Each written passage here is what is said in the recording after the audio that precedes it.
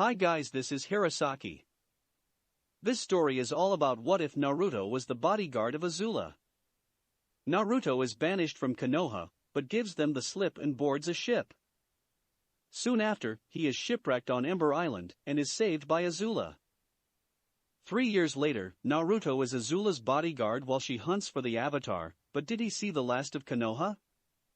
Before we start, kindly like and subscribe to this channel, and look over the description box for the author of this amazing storyline. Welcome aboard. Chapter 48, Tense Talk and First Mission. Location, Training Ground 3. The silence between the five of them was so thick and deafening, it wasn't even remotely funny. Well, are you going to answer my question, or just stand there like a bunch of idiots? Naruto asked them. Now, is that any way to talk to your teammates, Naruto? The leader of the team asked with a chuckle in his voice. I don't see any of my teammates in this clearing, Hatake. He said shortly. His former sensei still looked the same. He still wore the blue shirt and pants uniform along with the green flak jacket and metal-plated gloves over his hands. He still wore the face mask that covered the lower half of his face, and still had his headband covering his left eye. And his silver, spiky hair still defied gravity. There's no need to be rude. I'm not being rude, I'm telling the truth. We are your teammates, Dobe. The dark-haired, somewhat spiky-haired member of the team said. He wore the same uniform as Kakashi as well as the flak jacket. He also wore a dark blue trench coat with pauldrons on the shoulders with the Uchiha crest emblazoned upon them. Emblazoned above the left breast pocket was another Uchiha crest that was surrounded by a black, four-pointed star. Tied to the waist of the coat was a sword, a chikoto if he had to be precise. You haven't been my teammates for the past 3 years, Uchiha. Personally, I'd like to keep it like that. Naruto, don't be like that. The female member of the team told him. She still had the pink hair and green eyes he remembered. But she hadn't grown it out again. Instead, she had kept it short, letting it fall to her shoulders. She wore a red top that left the shoulders bare. She wore a pink apron skirt over a pair of black shorts. She also wore black gloves and pink elbow protectors, as well as black boots. The cloth of her headband was red and she wore it like a hairband. Be like what, Hirono? He asked her. If you thought that if I would come back willingly, and we'd all be one happy team again, you thought wrong. Hell, we were barely a team to begin with. That's not true. She protested. Yes, it was. We had an Avenger who wouldn't let anyone in, a fangirl who would only pay attention to what said Avenger did or said, and a knuckled-headed idiotic moron who would charge into any situation headfirst with no thought whatsoever, not to mention a sensei who was late to practically everything unless it concerned his life or the Ika Ika series. That actually pretty much sums up your track record. The fourth member said to both Sasuke and Sakura. He had black hair, which he kept short. His skin, however, was the kind of pasty white he had only seen on Orochimaru. Naruto briefly wondered if the two were related and mentally shuddered at the thought. He wore a shirt that exposed his midriff and wore a black jacket with red straps over it. The left sleeve was short while the right sleeve was long. He wore black gloves that left the thumb and index finger exposed. He wore pants that were black, which was the same color of his sandals, with a shuriken holster attached. He wore his headband around his forehead and carried a tanto across his back. The blonde looked over at him. So, who's my replacement? Hello, my name is Sai. He introduced himself with a smile. Wipe that smile off your face. Naruto ordered curtly. I don't need to see a fake one. You could tell it was a fake one? A blind person could tell it was a fake one. Hell, I know a blind person who would have known it was a fake one. Toph would have called him out on it too. I'll be sure to keep that in mind, dickless. I'm going to pretend I didn't hear that. He turned his attention back to the others. So, let me guess, You're here to beg me to come back and stay in Konoha, is that it? It's your home, Naruto. Sakura told him. That hasn't been true for the last 3 years. Quite frankly, I would have liked to have kept it like that. He replied. So, you're just going to keep running away from us? Sasuke asked. If that's the case, you seem to be doing a bad job of it. For the record, I didn't come back to stay. I came back to do a job. Once that's done, my team and I are gone. We've already heard. He said to the blonde. You're going after the Akatsuki. What exactly makes you think you and your team can make a difference? You've never seen Sokka when he gets an idea. Naruto replied with a smirk. I'd say he's the smartest of all of us, both in this team and in the one back in the bending countries. So, you think that one person can make a difference? Sai asked. He is the idea guy in our group. He replied with nonchalance. That's more than I can say for any of the Konoha 11. What does that mean? Sakura asked suspiciously. You people couldn't grasp the fact that I did not want to come back. I had to reveal the fact I had control over the capital of one of the countries to make them leave. He explained. You didn't belong over there. You belonged with us. She told him insistently. If that was true, I wouldn't have been banished, would I? He asked her while folding his arms across his chest. Don't try to use that one, Dobe. Sasuke told him. The others already told you knew what the Hokage did. When and his team had learned of that, they had breathed a sigh of relief. At the time, they thought it would make things easier. But apparently, it was the opposite. The fact is still the same. It was made clear to me that I was not wanted here, so I left. And we spent 3 years looking for you, we all did. Kakashi told him. So, I was told. He replied with a scoff. You guys really thought I would have hung around here? I knew you would go after me, so I went somewhere new. We looked everywhere for you. Obviously not, it took you people 3 years to find out where I was, and that was by luck. That doesn't matter anymore. What does matter is that you're here, Dobe, and you're staying. Sasuke declared. Only for the Akatsuki, unless you've forgotten about them already? Kami, take it, Naruto. We're trying to keep you safe. He shouted at the blonde, having lost his temper. The Akatsuki are looking for you. Of course, they are. I ran into Itachi and Kisame a couple of months ago. He looked straight at Sasuke. Why exactly haven't you killed him? Are you just waiting for him to come to you or something? You ran into Itachi? Both Sakura and Sasuke shouted. Haven't you been paying attention? I did just say that. How are you still around? Sakura asked him. If Itachi had found him, he should have been captured. But he was right there in front of them.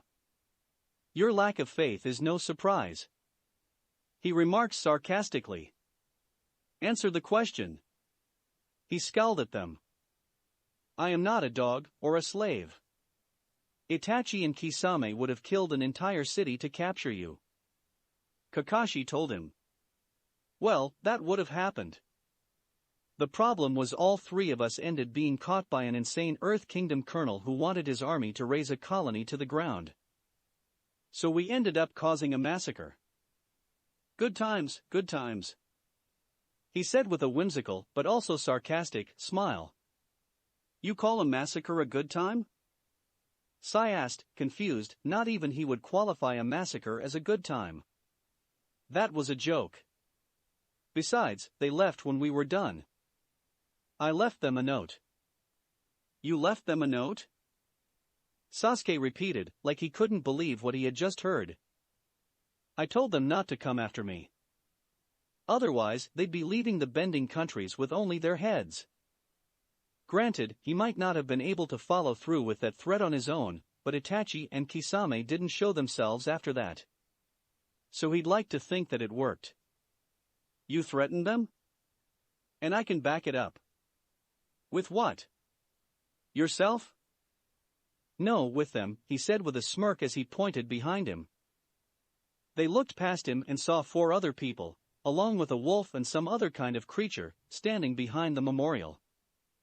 Nice job getting everyone, Azula. It wasn't that hard, she replied as they walked up to his side. You okay, Naruto? June asked from aside Nyla. Yeah, I'm fine, June. The blonde told her. I've just been having a conversation with some people. What in the name of Kami is that thing? Sakura asked as she looked at Nyla. June frowned at those words and how they were said. This happens to be my Shirshu, his name is Nyla. Call it a thing one more time, and I will sick him on you. As entertaining as that sounds, try to keep the ugly creature under control, June, Naruto told her.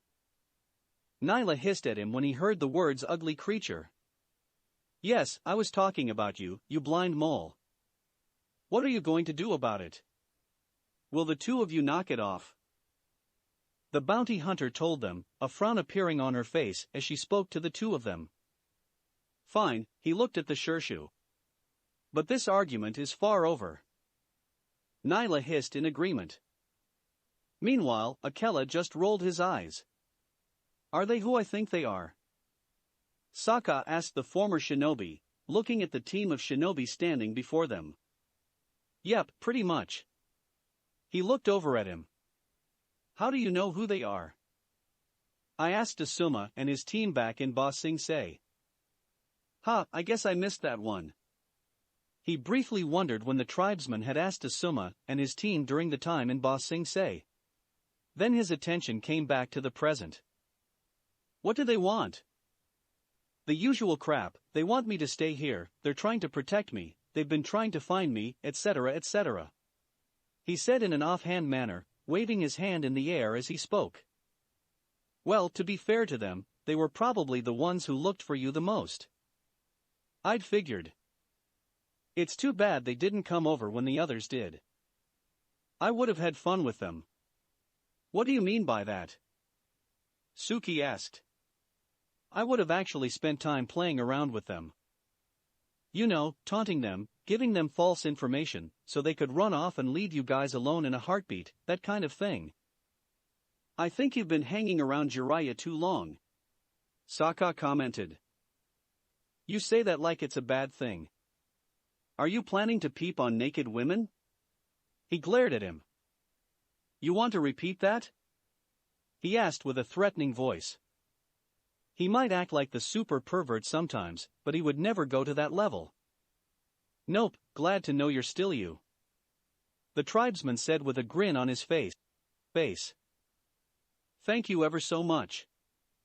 Who are these people, Naruto? Kakashi asked, losing any playful tone left in his voice. He was now sounding like an actual shinobi. What? The others didn't tell you who they were? The blonde asked, casting a look over at him. Answer the question, Dobe. Sasuke told him, his hand already going for his Chikuto. Isn't it obvious? These are my teammate. We're your teammates. Sakura protested. You've been replaced. He replied shortly. And who exactly are these 4? June asked, looking at them. Sokka apparently knows them, but the rest of us do not. In that case, meet Team Kakashi, the last group of the Konoha 11. He cast a glance at the aforementioned team. Although, I think it's the Konoha 12 now, considering they have a replacement. I have never been a part of the group. Sai told him. That position was for you and you alone. Well, congratulations. You're now an official member. Somehow, I don't think the others are going to appreciate that. Azula remarked. If anything, they were going to hate it. You know me, I live to disappoint them. Anyway, I'm done here. Let's head back. He turned to the side and started to walk away. The rest of his team followed him. "We're not done here, Naruto," Sakura shouted at him. "As a matter of fact, we are," he told her without even looking at her. "If you take one more step, You'll what? Beat me into a bloody pulp like when we were younger?" Azula went rimrod stiff when she heard that, her mind going back to the boiling rock. 3 years ago, there was this girl I liked. He gave a bitter chuckle. Like is probably too easy a word. I had a huge crush on her. But she thought I was an idiot and kept hitting me every time I came near her. "Who was it?" she demanded in a growl. Relax, you haven't met her. You know the funny thing? I kept coming back and she still kept punching my lights out. That and she had eyes for someone else. When I came here, I had brought the memories of her rejections with me. You were the one who hit Naruto? She all but snarled at the pink-haired shinobi, turning to face her. You're the one who would beat him bloody any time he came near you? She began to generate lightning and pointed it at her. But before she could discharge it, Naruto grabbed her hand and redirected the lightning upwards into the sky. "Azula, calm down," he ordered her, seeing the enraged look on her face. "Why should I?" she replied angrily. She wanted to hurt the girl in front of her. Use your brain. If you attack them right now, we'll have an incident on our hands. And that's enough to have either one of the councils put bounties on our heads. If they make it large enough and give our whereabouts, it'll be safe to say that the bounty hunters will come after us even if we're in the bending countries." "Oh, that'll be fun," June remarked sarcastically. "Instead of being the chaser, I'll end up being the one chased." Azula began to calm down as she thought the facts through. "All right, I get it," she told Naruto. "Are you calm?" he asked her. "Yeah, I am." "Good to know." He let go of her and turned to face Team Kakashi. "Here's what's going to happen, we're going to leave and you're not going to do anything to stop us," he told the 4 of them. "What's stopping us?" Sasuke demanded. "The fact that I can signal your fangirls to this location and watch as they try to capture you," he said with a straight face. The Uchiha went still, with a small look of horror on his face. "You're bluffing. You have no way of signaling them. You do realize that your fangirls know how to operate a wireless radio, right? It's just a matter of finding the correct signal." He pulled out a radio to emphasize his point. "Bye." He turned around and walked away, the other members of his team following him. Team Kakashi just watched as they left. "Well, that went well," Sai commented. Nobody felt like telling him to shut up. Location: Naruto's house. The next morning, as the sun rose, Naruto rose as well.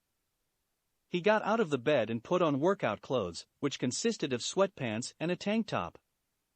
He made his way to the front door, and was about to open it when a voice spoke from behind him. "Are you thinking of leaving without me?" Azula asked. He turned to face her. She was wearing black sweatpants and a black workout bra, which, in his humble opinion, worked on her. "I'd figured you'd want a few more minutes of sleep," he replied. "I'm a firebender. When the sun rises, so do we," she reminded him. "True, but even firebenders get a few extra minutes of sleep." "I'm going to pretend you didn't say that." She had been rising with the sun ever since she had discovered that she was a firebender, following a tradition that stretched back to ancient times. All right, I get it." He reached for the handle and opened the door. "Ladies first," he told her with a half-mocking bow. She threw him a look, but walked through the door. He followed behind her and closed the door behind him. "You ready?" "Of course I am." "Good." The two made their way down the staircase and onto the street. There were very few people out there with them, so they were effectively alone. After a few stretches, they started jogging. They ran in silence for the first couple of miles. "You're not going to ask why I got mad last night, are you?" asked Azula, breaking the silence. "No, I think I know why," he replied as they jogged down the empty streets. In fact, the only other people who were up this early were the shopkeepers, and they were handling their shops. "You remembered what I told you at Boiling Rock, right?" "Yeah, I did," she admitted. She wasn't proud of the fact that she did now. "Are you going to do that every time you see her?" If she did, he knew it was going to cause problems. "You don't need to worry, Naruto. I won't do anything unless she does. So instead of throwing the first punch, you'll just throw the second one, that about it?" he asked her. All she did was smile. "You know me all too well. Besides, if she throws the first punch, we won't get into trouble." "Don't be so sure about that. The Civilian Council might have entirely new members, but I'm willing to bet that there are a few of them who would use the potential incident to get us into trouble." "That's true. Agni, save us from politicians," she intoned jokingly. "Cammy too," he replied, making the both of them laugh.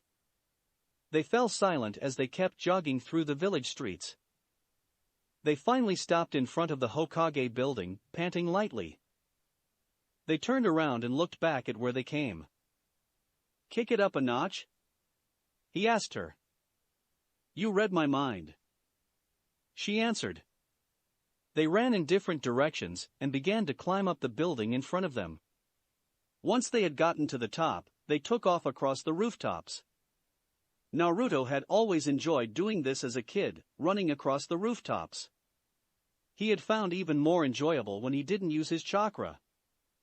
He had continued to it even after he came to the Bending Countries, and had even got Azula to join him. He told her it was a form of training.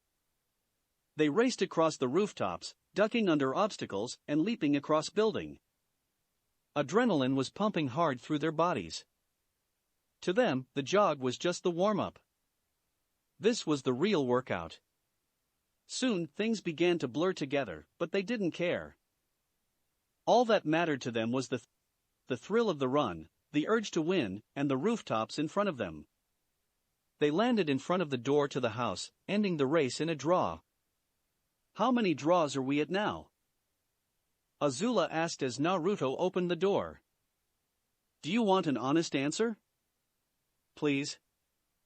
"I lost count about a year ago." He opened the door and the two of them walked into the house.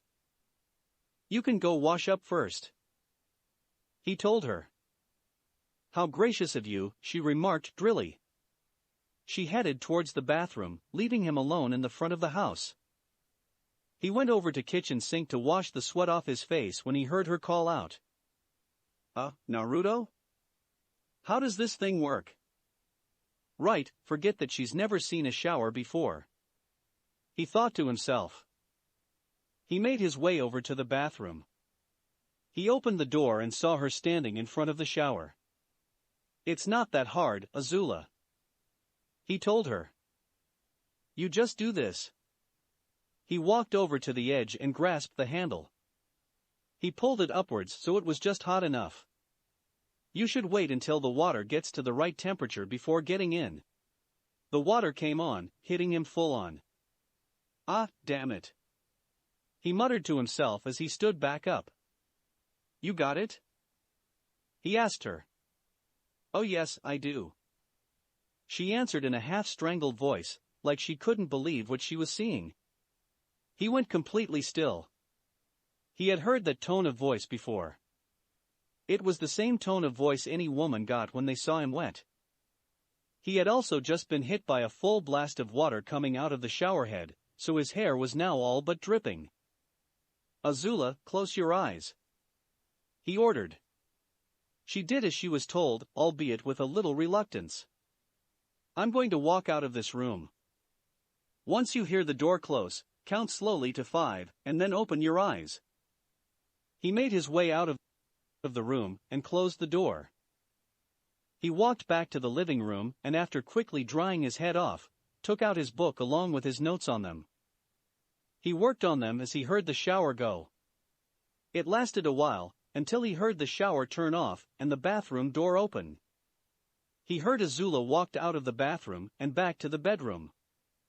Then all was silent in the house. The silence ended when Azula, fully clothed, walked back into the living room.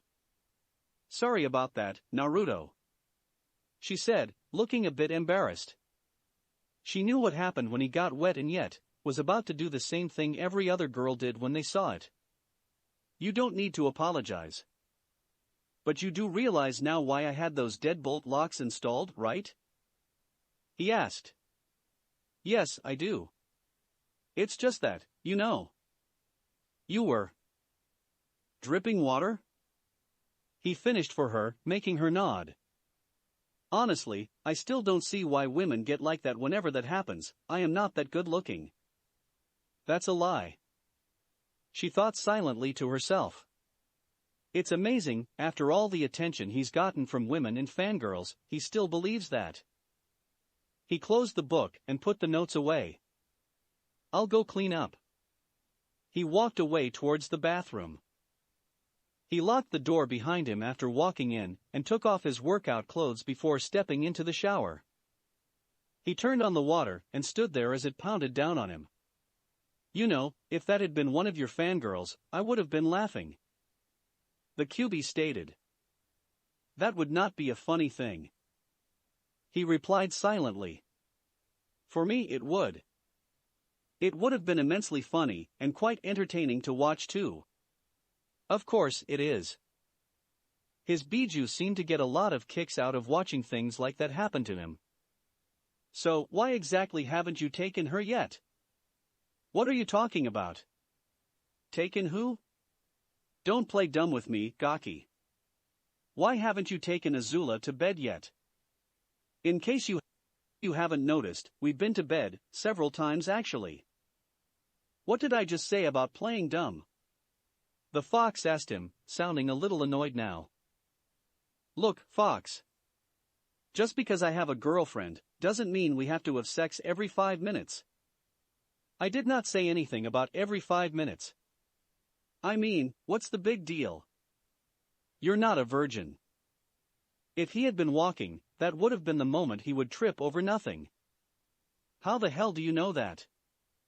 he demanded. "Kit, remember where I live," the QB said with complete and utter sarcasm.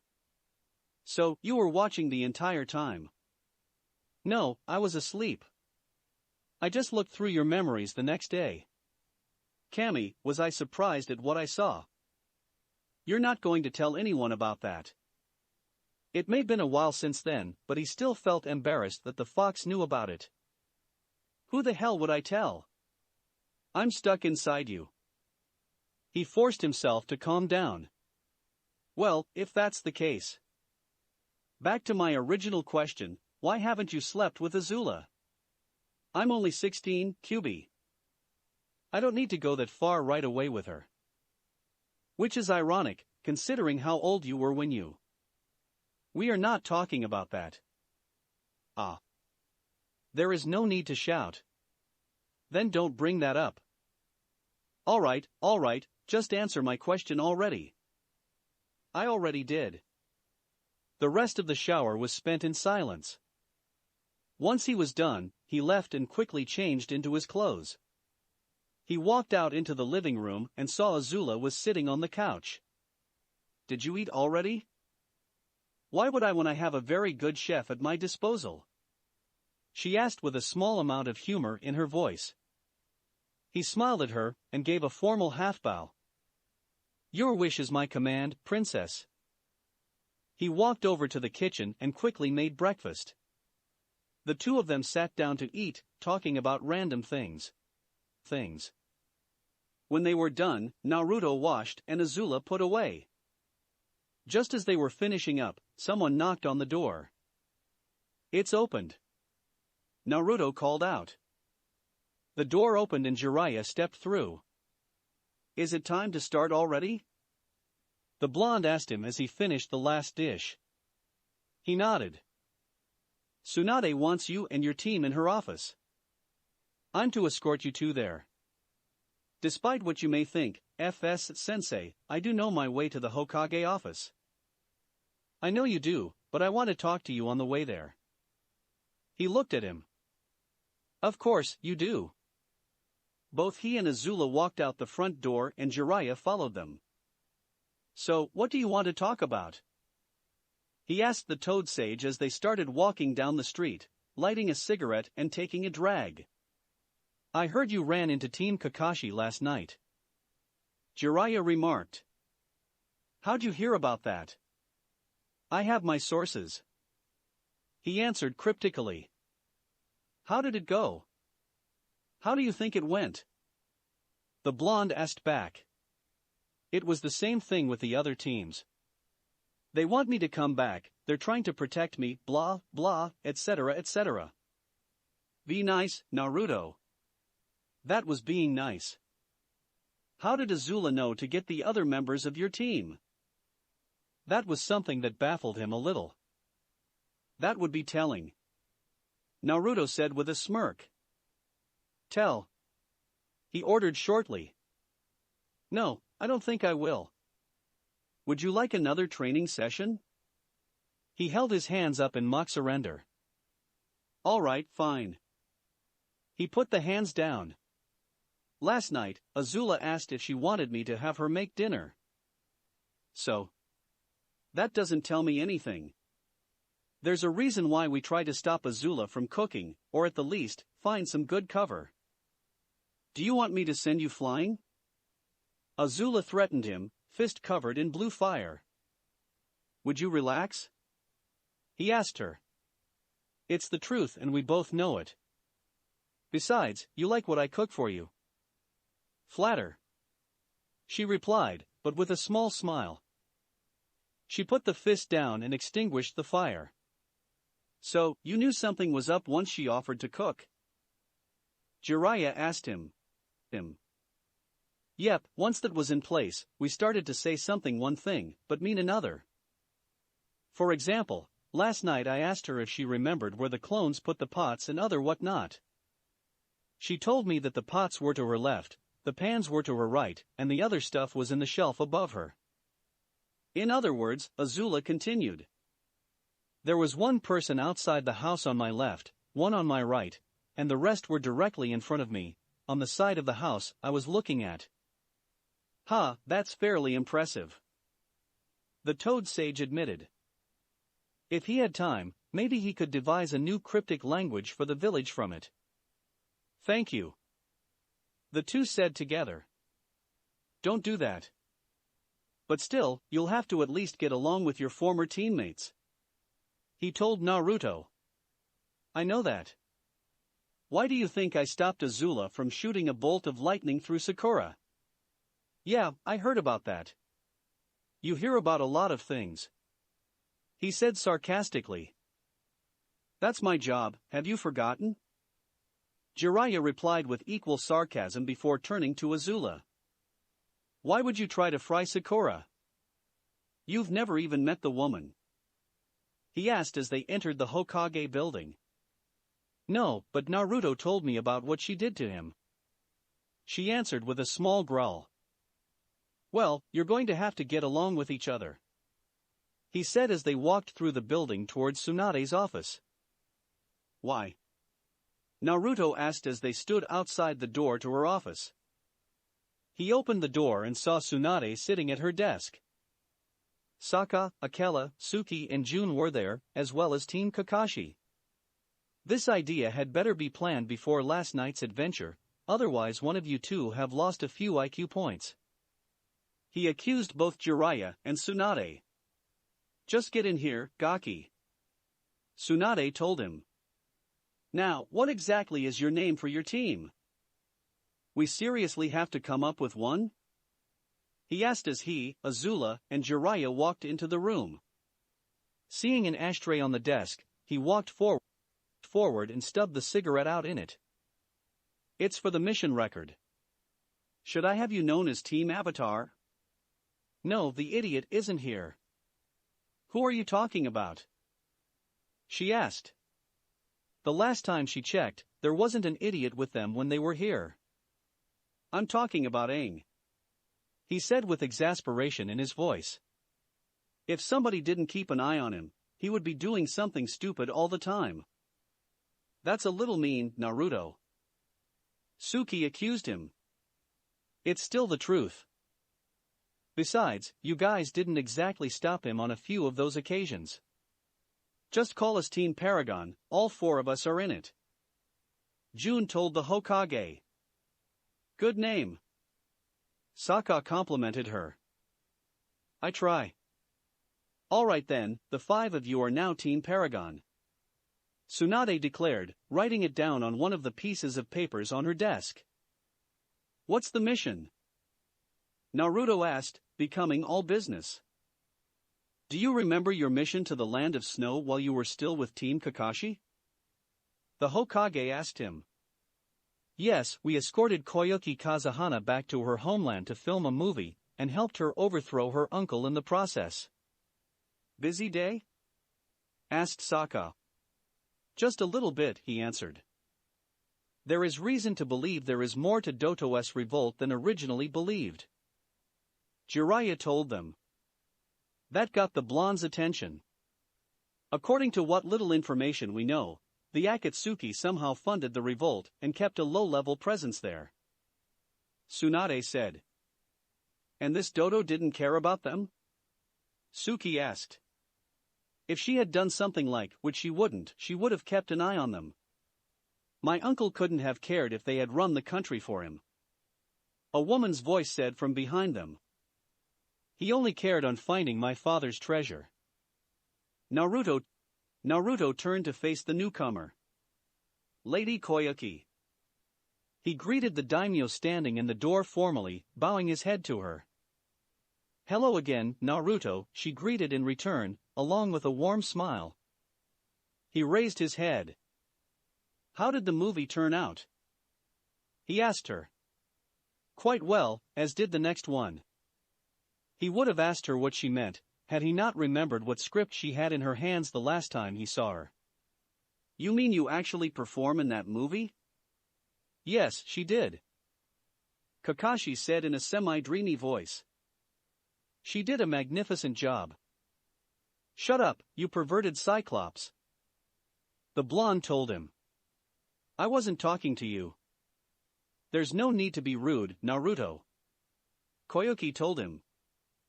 It wasn't that bad. I hope you'll forgive me if I have a hard time believing that. Why do you have a hard time believing it, Gaki? Jiraiya asked. He looked him straight in the eye. She starred in a movie that was based on one of your books. It would have been a miracle if they managed to make it something other than a porno. Are you disrespecting my work? Of course I am. You're a super pervert, why would I respect your work? As entertaining as this conversation is, can we please get back to the mission briefing? Tsunade asked pointedly. Fine, what are we going to be doing? Naruto asked her. The 2 teams here are to escort Lady Koyuki to the capital of the Land of Fire and protect her. What's she doing in the capital? Azula asked. I'm finalizing a new trade agreement with the Fire Daimyo, Koyuki answered her. It will allow the trade system between our countries to grow, while also evening out the exchange rate. It'll also allow Konoha shinobi to infiltrate Yukigakure and take control. Jiraiya continued. Let me guess, that's where the Akatsuki had the low-level presence? Sasuke asked. It made sense to him to have it there. It was the shinobi village of the country. It's a possibility, Tsunade answered. That is why a second team is going. While one team protects the daimyo, the other will be on the lookout. On the lookout for what? Asked Sai. According to what scant information my sources have managed to dig up, there might be a chance that the Akatsuki will try to assassinate Lady Koyuki, Jiraiya told them. They're going to send one of their members to kill her? Suki asked. Probably not. Ever since the Chunin exams, we have reason to believe that there is more to the Akatsuki than originally believed. What do you mean? Naruto asked the Toad Sage. They revealed themselves to be in control of Amigakure. Clever, he admitted after a paused silence. What do you mean? Sokka asked. If the Akatsuki are the ones leading Amigakure, then that means they probably control the daimyo of that country. He explained it to the tribesmen. That, in turn, means they have access to diplomatic immunity. Somehow, I don't think diplomatic immunity is going to protect 9 S-class missing shinobi Dobe. Sasuke told him. It's not them who will have it, they don't need it. He replied curtly. If that country sends out ambassadors to other countries, there's no legal way to find out if they are with the Akatsuki or not. They'd be protected. You're right. That is clever. Sokka admitted. It was a good way to get spies into other places cleanly. And given the fact that AIM, and by extension, the country, has adopted a heavy isolation policy, we don't know if the Akatsuki has complete control over the country. Tsunade added. That is why you're going to try to use this potential assassination to your advantage. Snag the assassin and pump him for information? June asked before smiling. Just the way I like it. Good to hear. Team Paragon will act as the daimyo's guard. Team Kakashi will look for the assassin and get information. She told the two teams. Bad idea, both Sokka and Naruto said at the same time, earning looks from everyone else there. And why is that? She asked them with a raised eyebrow. From what I know, Team Kakashi is fairly well known in these lands. Sokka explained. You've got Sharingan no Kakashi, Kakashi of the Sharingan, the Konoha no Sakura Ho-Oh, Konoha's Cherry Blossom Phoenix, and the Kurojishi no Sharingan, Black Lion of the Sharingan. If they go hunting for information, odds are that the assassin will find out. You do realize we know the Henjutsu, right? Sakura asked him. There's more to it than that. Besides, if the Akatsuki did have a presence in the land of snow, they would have noticed you, even if you were using the henge. If the assassin finds out you're fishing for information in the same time span that Koyuki and the Fire Daimyo are together, they'll probably be able to connect the dots. So what do you suggest, Sokka?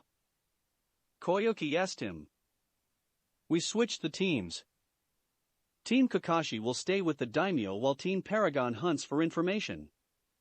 If the assassin isn't one of the S-class shinobi, then I doubt they will recognize us. But they will know Dickless the moment they see him. Sai said, pointing at Naruto. The Akatsuki will try to find him if he reveals himself.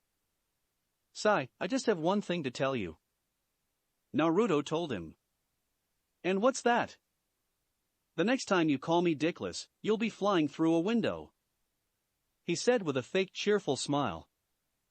But everyone, even Sai, could tell he meant every word of what he said. Besides, I'll be able to be there and the Akatsuki would be none the wiser. How? Asked Suki. You'll see when we get there. He said cryptically. Very well, Team Paragon will be the shadow team and Team Kakashi will be the public team. Tsunade said with a tone of finality. Reconvene at the gates within 2 hours. You are dismissed. The two teams walked out of the room, along with Koyuki. Location, Konoha Gates. Sasuke and Sakura walked up to the gates of Konoha, packed and ready for the mission. Well, look who's here, it's the married couple. June remarked from atop Nyla. We're not married. Sasuke told her shortly. Although I'm sure Sakura would love that to be true. Naruto remarked as he leaned against one of the giant gates, cigarette in his mouth.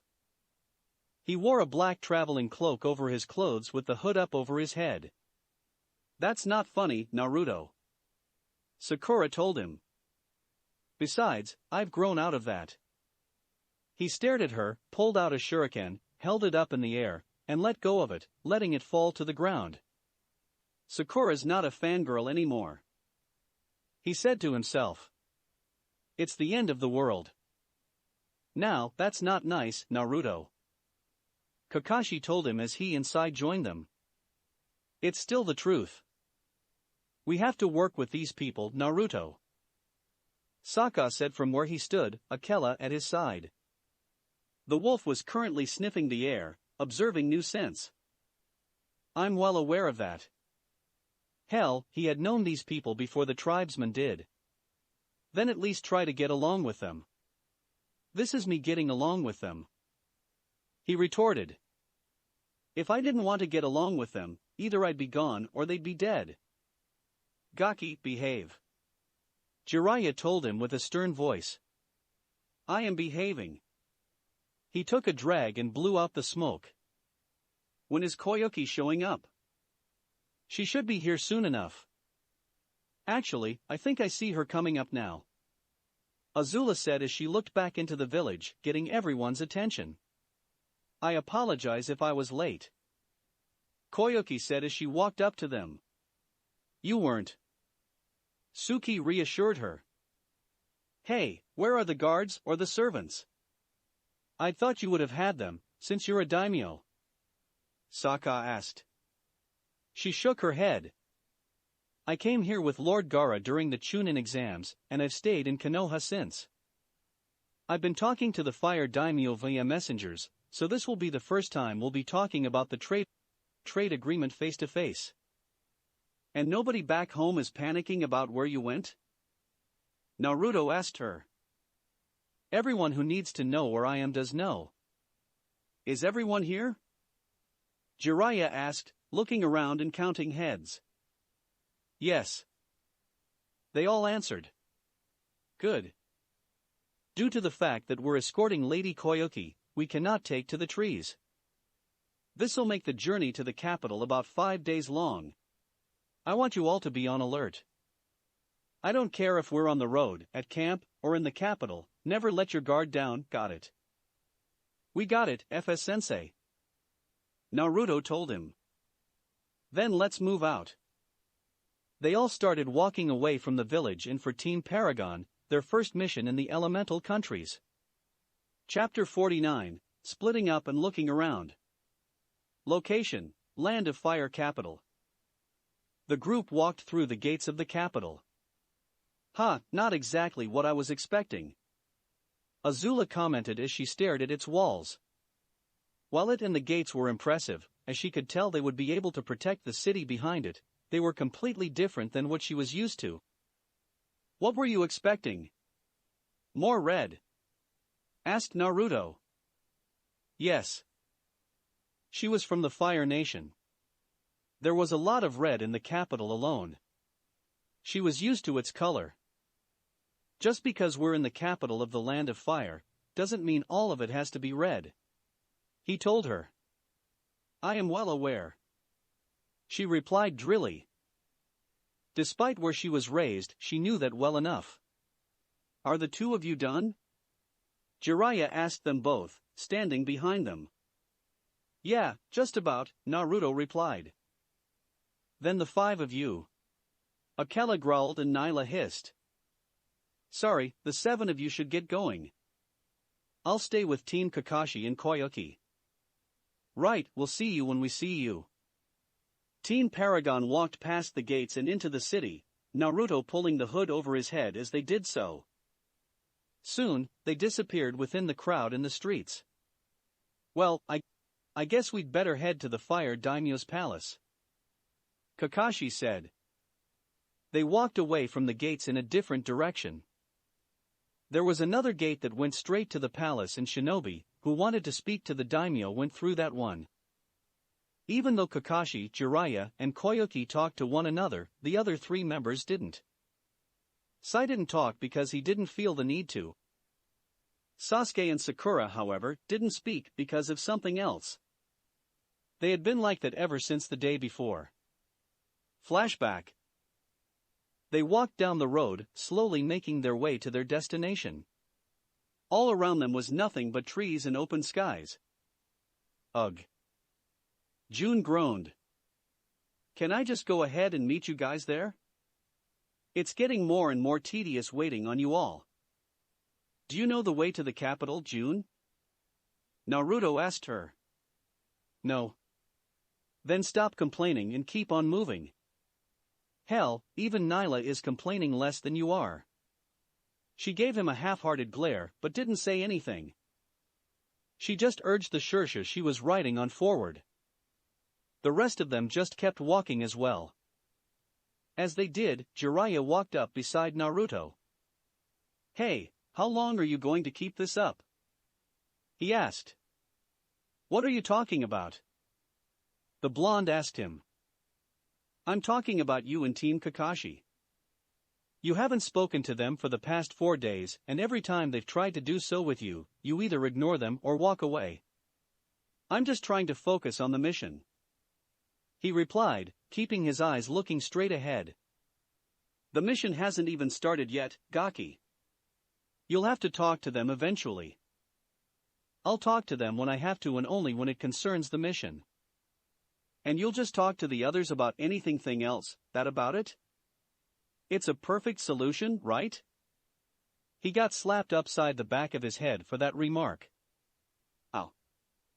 It is not a perfect solution. The Toad Sage said with frustration in his voice. They may not be your teammates anymore, but you are still working with Team Kakashi. You need to interact with them. No, I do not. Yes, you do. All he got for a response was Naruto walking away from him. He gave an annoyed growl but didn't go after him. Is it really that bad? Koyuki asked as she walked up beside him. It could be worse. He admitted quietly. If he had the same temper from 3 years ago, they would have already come to blows. But he's just keeping it to silence and generally ignoring them, despite their efforts to talk to him. I've seen it too. He pretends to be busy so he has a reason to ignore them. She felt that it was a little sad to see such a thing. They're just trying to talk to him, why would he try to avoid that? If Naruto had his way, he would have let the elemental countries hang and stayed on the other side of the planet. Then why hasn't he? Partly because I forced him into a deal, but also partly because he knows that if the Akatsuki achieve their goal, they won't stop with the elemental countries. Jiraiya admitted. So he isn't here to save us, he's here to protect the bending countries. That's about it. He sighed. You know, there are some days when I wish the old Naruto was back. Kami, do I miss that annoying little brat? You do realize I can hear you, right? Naruto asked from in front of them, making them flinch slightly. Before he could say anything else, a group of men appeared out of the trees and stood in front of them, blocking their path. Hands up where we can see him. One of the men shouted, waving a sword at them. The blade had specks of rust that they could see from this distance. And why should we do that? Azula asked. Are you stupid or something? Put them up. The man screamed. This is a robbery. We'll be taking all of your valuables. And the women, of course, another man said, leering at Koyuki. I think I'll bring this one along as well. A fat, ugly-looking man declared as he walked up to Sokka.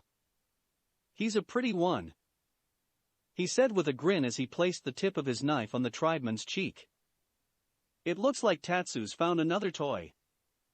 The first man said aloud, earning catcalls from the other supposed robbers.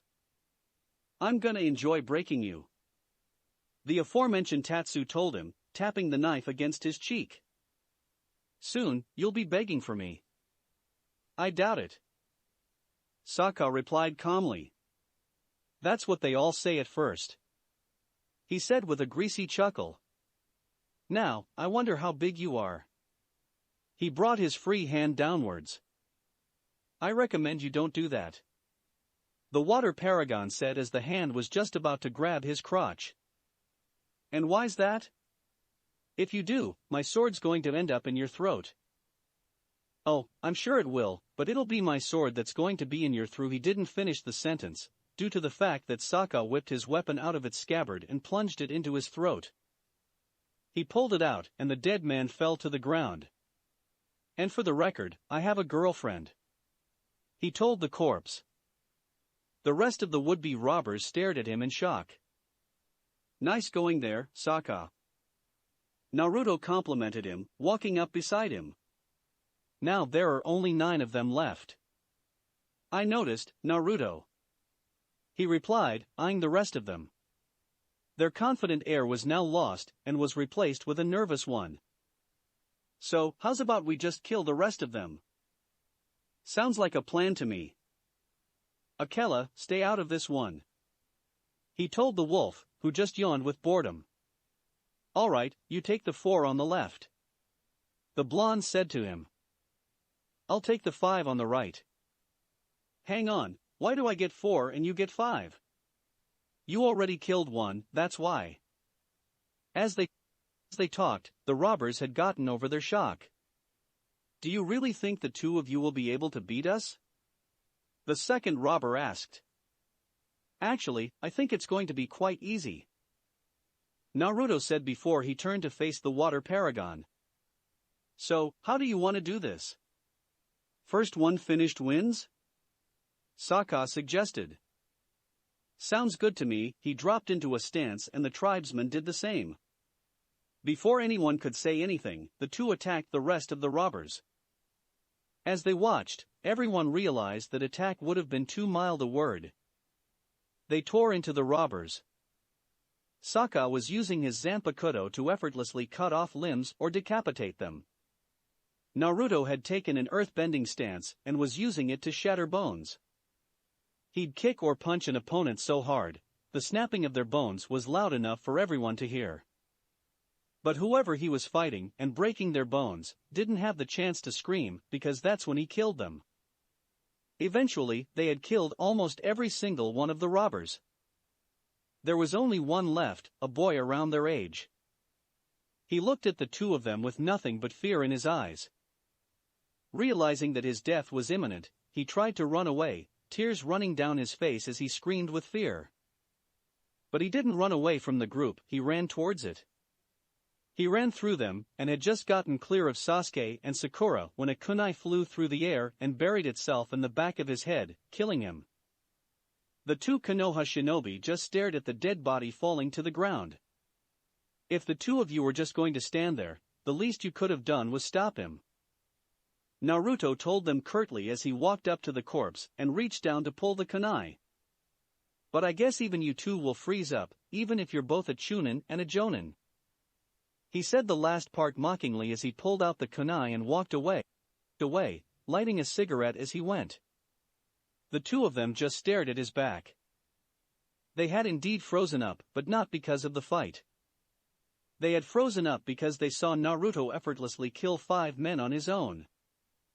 The knucklehead idiot they had known who would always somehow be able to save a person's life had been replaced with someone who could, and would, kill without hesitation. End flashback. Sakura, Sasuke, what's the matter? Kakashi asked them, bringing them back to the present. It's nothing, Kakashi-sensei, Sakura told him, seeing that he and the others had stopped walking. We were just remembering yesterday. Ah, I see. I take it that he didn't act like that before? Sai asked them, trying to find out what he could about their former teammate. What gave it away? Sasuke replied with blatant sarcasm. I know he wasn't above killing his enemy, but still. He trailed off, remembering what happened. He had never seen Naruto fight like that before. Well, that's what happens when you fight in a war, Jiraiya remarked. Even someone like Naruto would be changed by that. We know that, Sakura told him. It's just that, we still see the old Naruto in him, but every time he does something different, it gets smaller. Kid, you're deluding yourself. Whatever is left of the old Naruto is too small to see, even with the Sharingan. But Lord Jiraiya, you've said it yourself, you miss the old Naruto as well. Koyuki said to him. Just because I miss the old Naruto, doesn't mean I hope he'll come back. You're still lucky, Lord Jiraiya. Kakashi told him. Naruto opens up more to you more than anyone else in Konoha. If that's what you think, I must be doing better than I thought, because it feels like he hasn't opened up to me at all. Location, Team Paragon. They made their way silently through the streets, people avoiding them because of the big Shirshu. So, what's our plan? June asked as she walked beside Nyla, making sure he didn't spontaneously attack anyone or Naruto. Jiraiya gave us the names of his informants who came up with the information. Naruto told her, his head and face still covered by the hood. Someone would have to look really hard to see his face. We'll have to go and talk to them. How do we get their attention? Sokka asked as he looked around. They had been in the street for only a few minutes, and he could tell that they were in a big city. It might not have the size of Ba Sing Se, but it was still big enough for someone to get lost in. We'll have to ask for a non-existent Ika Ika novel. We have to ask for a what? He repeated what he heard, making it sound like a question. You heard me. Does such a concept actually exist? Azula asked, somewhat mystified by it. Who wouldn't? Apparently, he answered as he pulled out a piece of paper and looked at its contents. The fucking sadist gave me this. It's a couple of addresses. Each one has a title with it, so odds are that's the title we ask for. Where do we go first? Suki asked. Actually, it's not going to be all of us. What do you mean? Sokka asked him. One of us will deal with one informant. If the same person keeps going to see them, we'll be bound to be found out. He looked over at the bounty hunter in the group. June, see if you can go find a place for us. It'll be weird to see people coming out of the Fire Daimyo's palace only to head for the lower class places constantly. And why do I have to do it? She asked. You're the one who's got Mr. Big, Furry, and Ugly. He said, casually ducking to avoid Nyla's tongue as he said those words. Easy there, Nyla. She told the Shirshu, stroking his fur. Naruto, would you please stop insulting him? She asked the blonde. I'll stop insulting him when he stops trying to kill me. He replied. But he keeps trying to kill you because you keep insulting him. He shrugged. Then I guess we're at an impasse.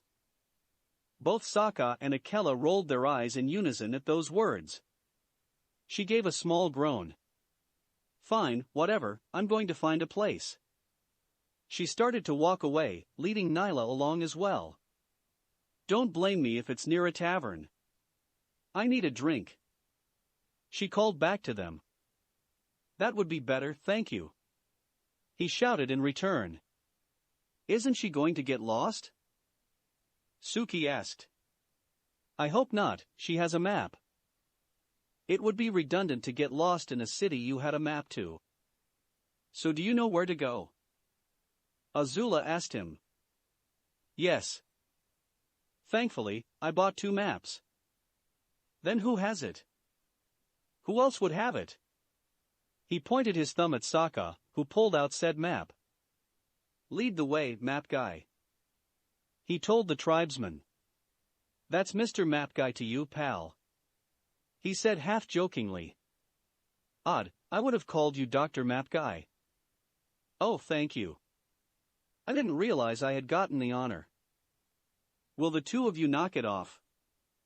Suki asked them. We have a job to do. All right, Naruto, hand me the address paper, would ya? The Fire Paragon handed him the paper. Okay, I think I know where to go. He made a turn at the street corner and the others followed.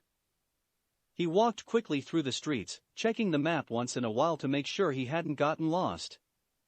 Even though he walked fast, the others were still able to stay with him. This looks like the right spot, he declared, stopping in front of a store. The others stopped as well and looked at the store. Are you sure this is right place? Azula asked him. Yeah, I'm sure. He told her. Trust me, I wasn't exactly expecting this either. I'd thought it would have been a brothel or a hot spring. Suki commented. Actually, if I'm reading the addresses and the map right, that would have been the next place to go to.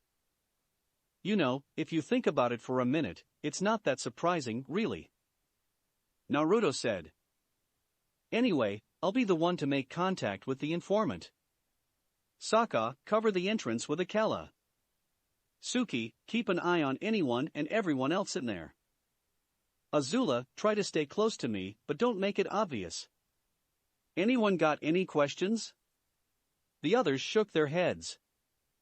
Then let's get to it. They split up and, one at a time, causally walked into the bookstore. Naruto paid no attention to the others as he walked up to the counter. Excuse me, he said to the person working the counter. It was a teenage boy, only a couple of years younger than he was. Yes? Can I help you? The teenager asked. I'm looking for a particular book, and I was told that it was sold here. That's possible. Do you know the title? Ika, Feral Love. The teenager frowned. I haven't heard of that one. He admitted. Are you sure that's the correct title? Yes. Hang on a moment. Let me go talk to the owner. He walked away from the counter and towards what looked to be the door to the back room, opening the door and sticking his head through it. Hey, boss, could you come out here? A middle-aged man who looked like he enjoyed food came through the door. What is it? He asked the teenager with a grumpy look on his face. I have a customer who's asking for a book I've never heard before. He gestured towards Naruto, who was still standing at the counter. He made an exasperated noise. Very well, I'll take care of this. He walked up to the counter. I apologize for this, sir. It's not a problem, Naruto assured him. Could you please tell me the title of the book you're looking for? Ika, Feral Love. Although he kept a pleasant look on his face, the owner's eyes went flat. Would that be in paperback or hardback, sir? He asked. Paperback, if you have it. The blonde answered. I believe there is a copy in the back. If you will follow me. He turned around and walked back through the door. Naruto briefly signaled the others to stay put before following him. They walked into the back room and into the main office.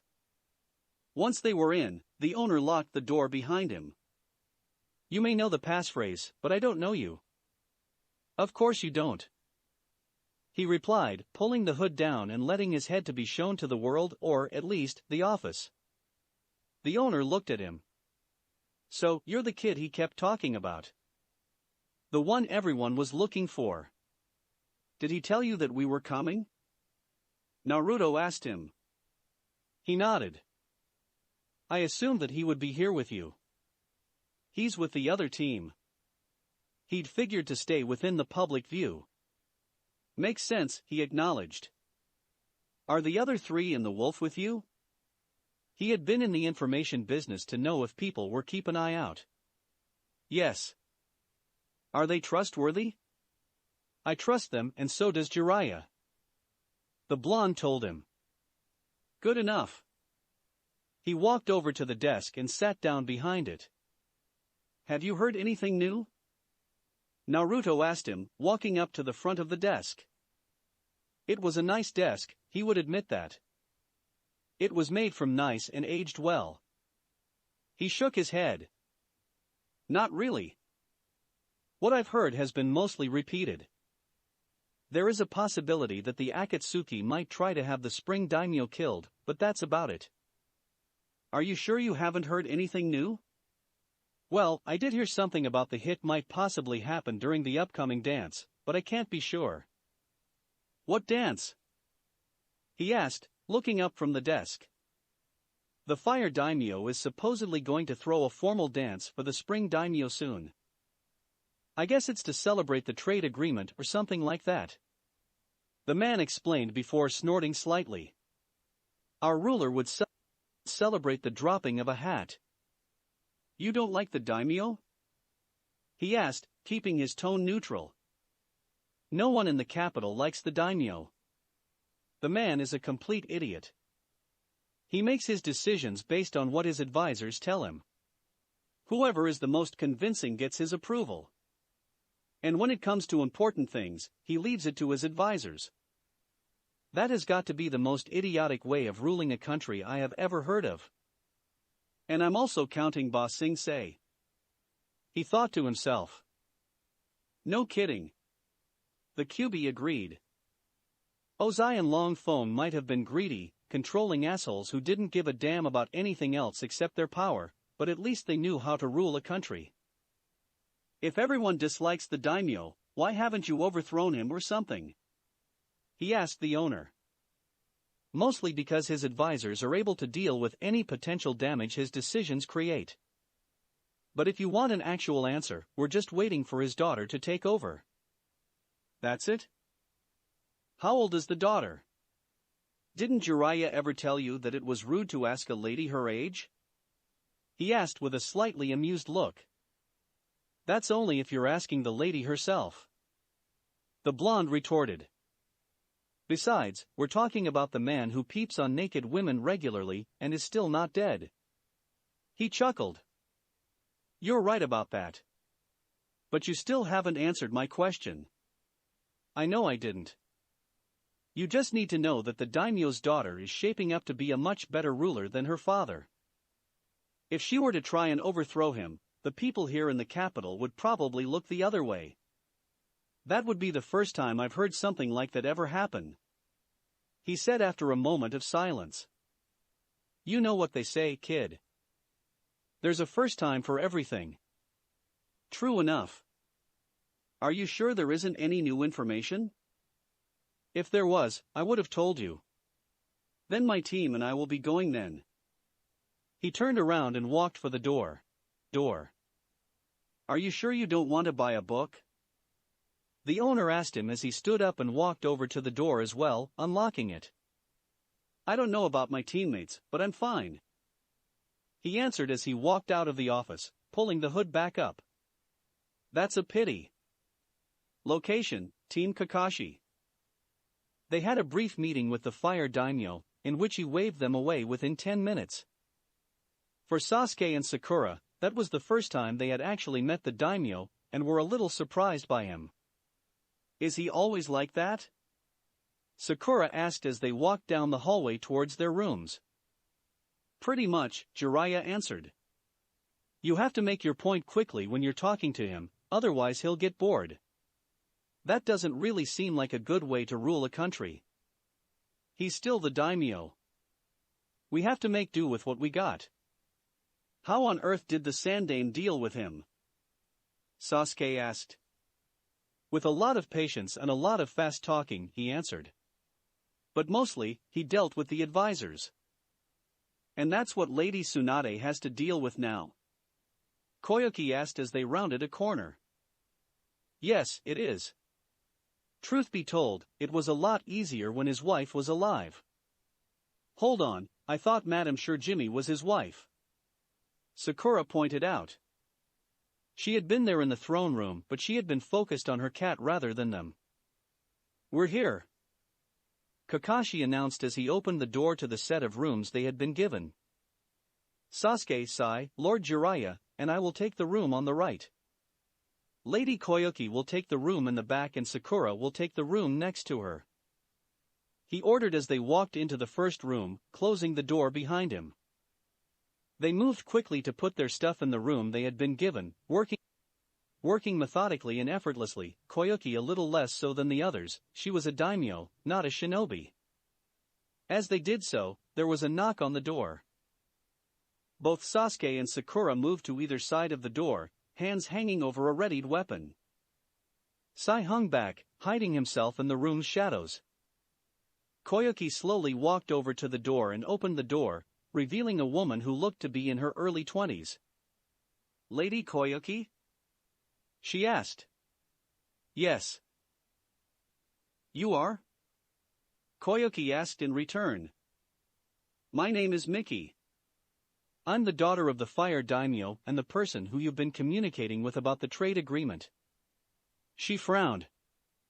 I thought I was communicating with the fire daimyo about that. My idiot of a father doesn't care about it. He just passed it on to his advisors, who told me about it. Honestly, it's probably better that I was talking to you. She looked around the room and saw both Kakashi and Jiraiya. Lord Jiraiya, it's good to see you again. She greeted him. It's good to see you again as well, Miki. He told her with a smile on his face. Were you able to find the one you were looking for? Unfortunately, yes. How is that unfortunate? She asked with a small frown. I thought you would have been happy to have finally found him. It has to do with how I found him, and where he was all this time. I don't understand. If you ever meet him, you will. I'll take your word for it. She looked at both sides of the door.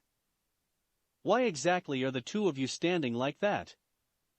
She asked both Sasuke and Sakura, who were still standing there. We're hired to protect Lady Koyuki, Your Highness. Kakashi told her. Both Sakura and Sasuke are only doing their jobs. Well, I'm not about to kill the person who the Land of Fire is about to sign a trade agreement with, so they can relax. Sasuke, Sakura, stand down. He told them. They did so, but kept their hands ready. Thanks. She turned back to face Koyuki. May I come in? She asked her. Please, by all means. She replied, stepping back away from the door. Thanks. She walked into the room. Sorry for deceiving you about the trade agreement. I'm just glad that it was being taken seriously. But why did the daimyo pass it to his advisors? I already told you, my father is an idiot, and that's being polite. She said with a small scowl. If he does get into something, his advisors have to make sure that he doesn't do too much damage. That's not a nice thing to say about your father, Miki. Jiraiya told her. It's still the truth, Lord Jiraiya. She gave a little sigh. Sheesh, it was better when my mother was alive. Sasuke and Sakura shared a look. Isn't Madame Shirjimi your mother? Sakura asked. She looked at them like she didn't believe what they had just said. You honestly think that fat bitch of a woman is my mother? She asked with a scoff. What the hell made you think that? Well, she is the daimyo's wife. Yeah, she's his second one. And all she cares about is that Kami-forsaken cat.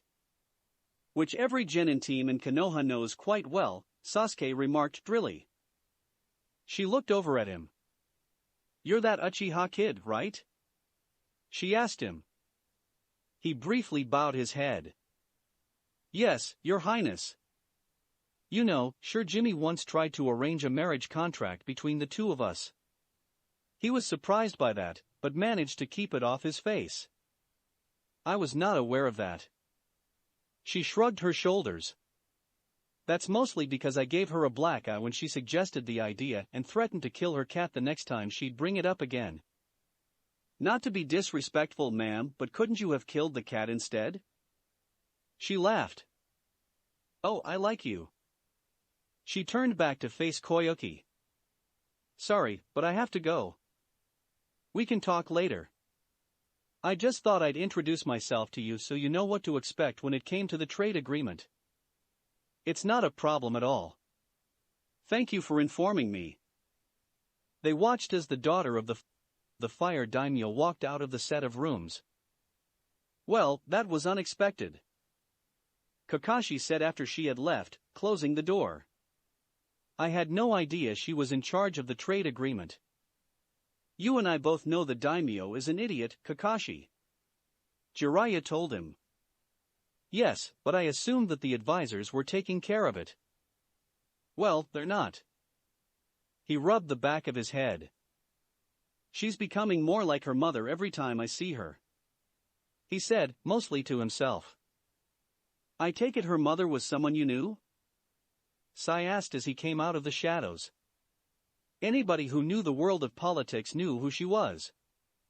What do you mean, Lord Jiraiya? Sakura asked him. Back when she was alive, Mickey's mother was daimyo all in but name. And in those days, the country ran smoothly. She ruled the land of fire? Yes and no. The daimyo was the official ruler, but all the power was with her.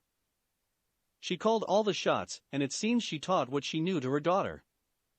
What happened to her? Sasuke asked. We were never quite sure. He replied. We knew that she had been murdered, but there was never an investigation. The daimyo just waved us off whenever we asked about it. He kept telling us that it didn't matter. But that was his wife, he said in outrage. How could the daimyo do something like that about his own wife? And according to him, she was now a dead woman. Hell, he remarried within 2 weeks. Didn't he have a funeral for Mickey's mother? Sakura asked. Not one I was aware of, which is odd, considering the fact that a funeral of daimyo, or their family, is always an event where the Hokage has to show up. When did she die? Koyuki asked. Just about a year after the Kyuubi attacked the village. So the fire daimyo has been running the country for the better part of 15 years. Given what you've all just told us, how exactly is it that the land of fire is not bankrupt? Sasuke asked. Mostly because the advisors are very good at damage control, Jiraiya answered with a straight face. Shouldn't we focus on the mission? Sai asked them. There's not much we can do right now, Kakashi told him. All we can do now is to wait for Naruto and the others to pass us anything they can find, he said, having trouble saying his former student's name. Why don't we go look for the information ourselves? For all we know, the Jinchuriki is using this opportunity to escape from us and take his friends with him. We'll be left blind if he does. Naruto would never do that, Sakura objected. I think we can all agree that either you or Uchiha aren't the experts on him anymore, he told her. He still wouldn't do that. He would never abandon his friends. She might know him precisely anymore, but she knew that he wouldn't do that. In case you've forgotten, he doesn't consider you two his friends anymore. Before things could come to blows, Jiraiya spoke up. Kakashi, why don't you, Sasuke, Sakura, and Koyuki take a look around the palace? We're going to be spending a couple of days here, so you might as well get used to the location. I'm going to have a talk with Sai. Kakashi caught the implications behind the Toad Sage's suggestion. Understood, Lord Jiraiya, he replied, walking over to the door and opened it. Sasuke, Sakura, Lady Koyuki, let's go. Sasuke and Sakura had also caught the implications and followed him. Koyuki also followed, understanding that if she'd stayed, she'd probably be caught in the crossfire. What is the matter, Lord Jiraiya? Sai asked once the door was closed and the footsteps had faded from earshot. What are your orders concerning Naruto? The Toad Sage bluntly asked the pale-looking boy. What are you talking about? He asked back with his fake smile. I don't have any orders that concern Naruto Uzumaki. His response was to grab him by the neck and slam him into the wall, hard enough to hurt, but not enough to make a dent. Don't give me that crap, Sai. We both know you're from Root, and we both know that Danzo gave you orders about Naruto. So, I will ask you again, what are your orders concerning Naruto? To observe him. He finally answered.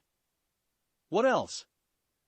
If Konoha's interests are no longer his priority, then he is to be removed. Then that's going to be a problem for you and Danzo. Naruto isn't here to act in Konoha's interests. So if you ever try to remove him as you called it, you'll be making a very big mistake. How would I be doing that? He held up his free hand and began forming a Rasengan. Because the moment you make a move against him, it'll be your last. He threatened the root operative, holding the completed jutsu close to his face. Are we clear? Yes, sir, he answered. We are clear. Good. The Rasengan dissipated as he released his grip. Glad to know we understand each other. He turned around and started walking away. We might as well go catch up with the others. Sai just stared at his back in silence. He left 3 years ago and had made no attempt to come back willingly. He's refused every single offer given to him by us. He makes his dislike of us and the village evident every time he talks to one of us. So why do you keep taking his side? He asked. He stopped walking but didn't turn around to face him. I wasn't a good godfather to him when he was younger. I'm trying to make up for it now.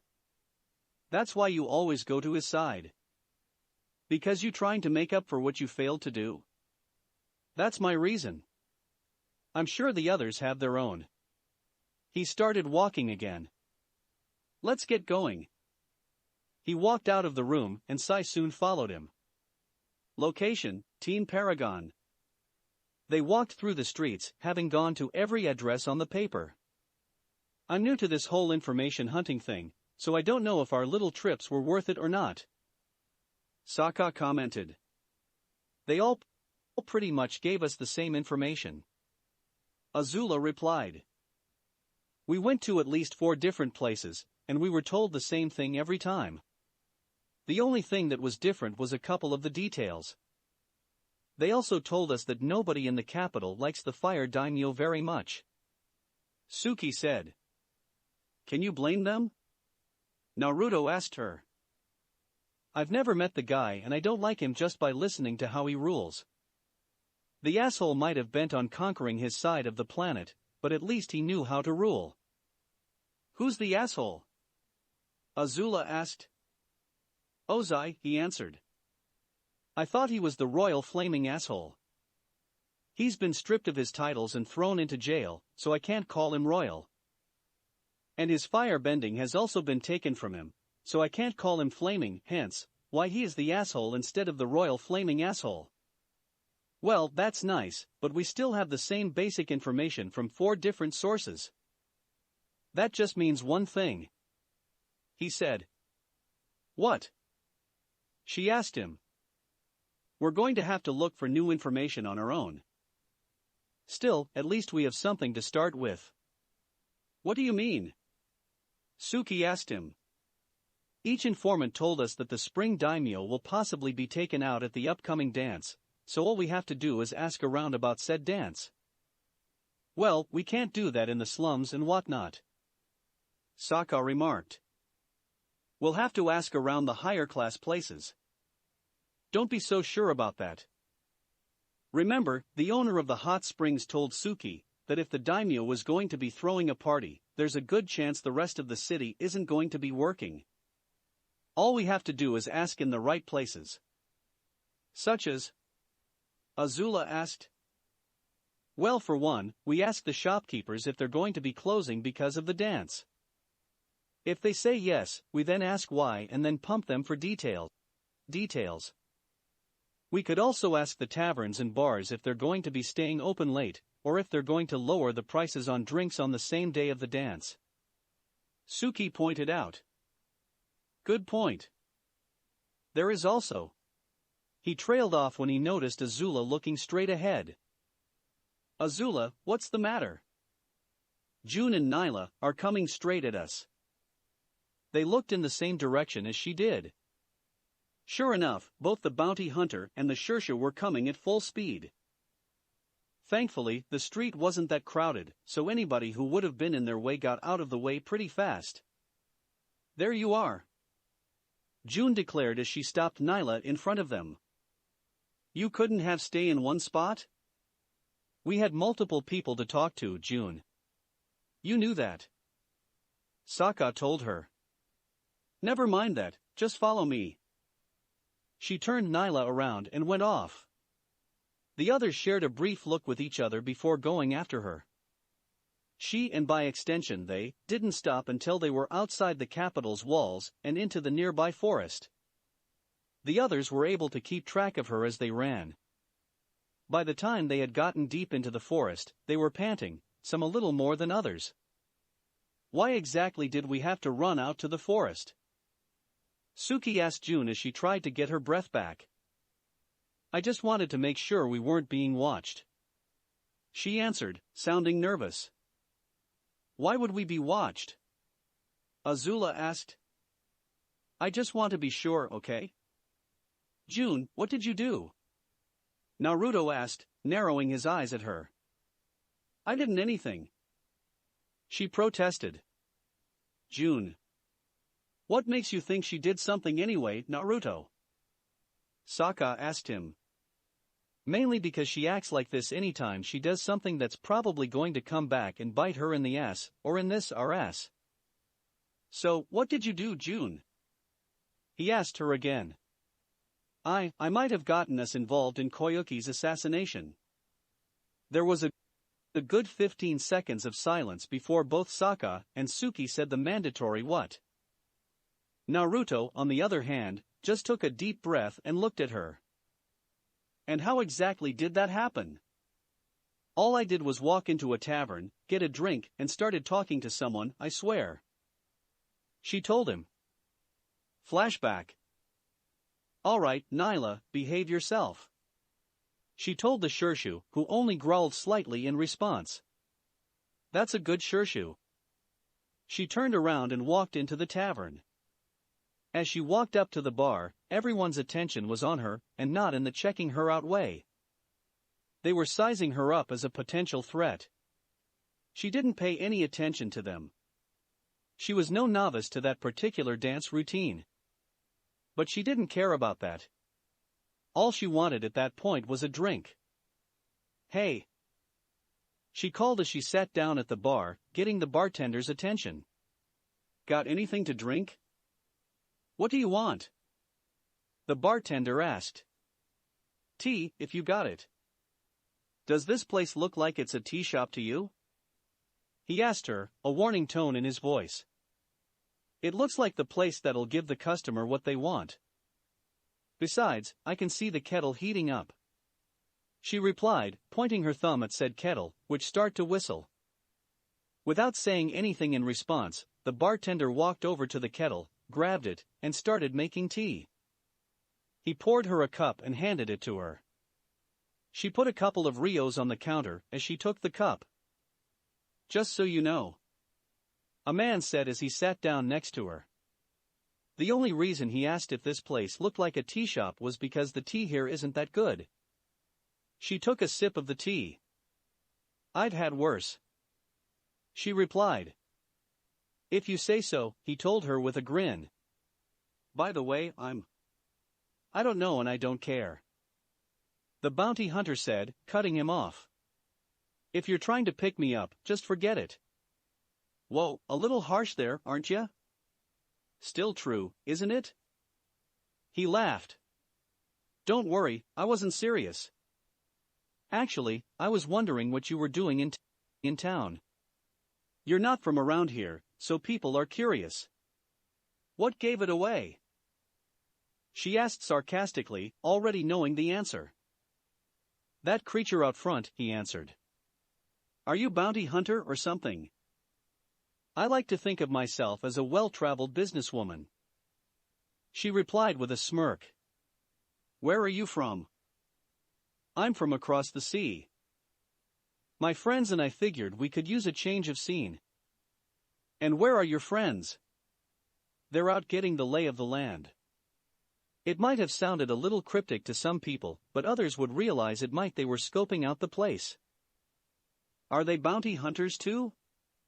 She thought it over for a brief moment as she took a sip. I guess, among other things. So, why are you a bounty hunter?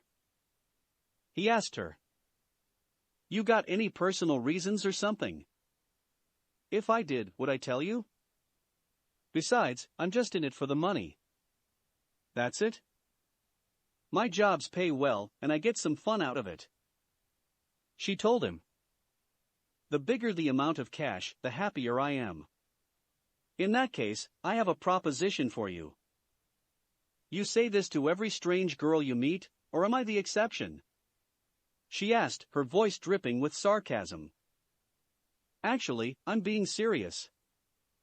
You and your friends need money, right? She shrugged. We do have cash, but we were going to check to see if there was an exchange rate around here. There isn't.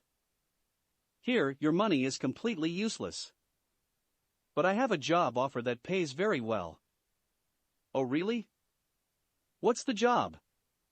You said you were a bounty hunter, but have you ever done any assassinations?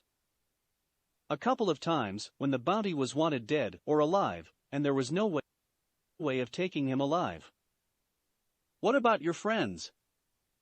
He asked her, sounding a little more serious now. Did any of them take any contracts? Some of them might have, I never really bothered to ask. She put the cup down and looked over at him. What's this all about anyway?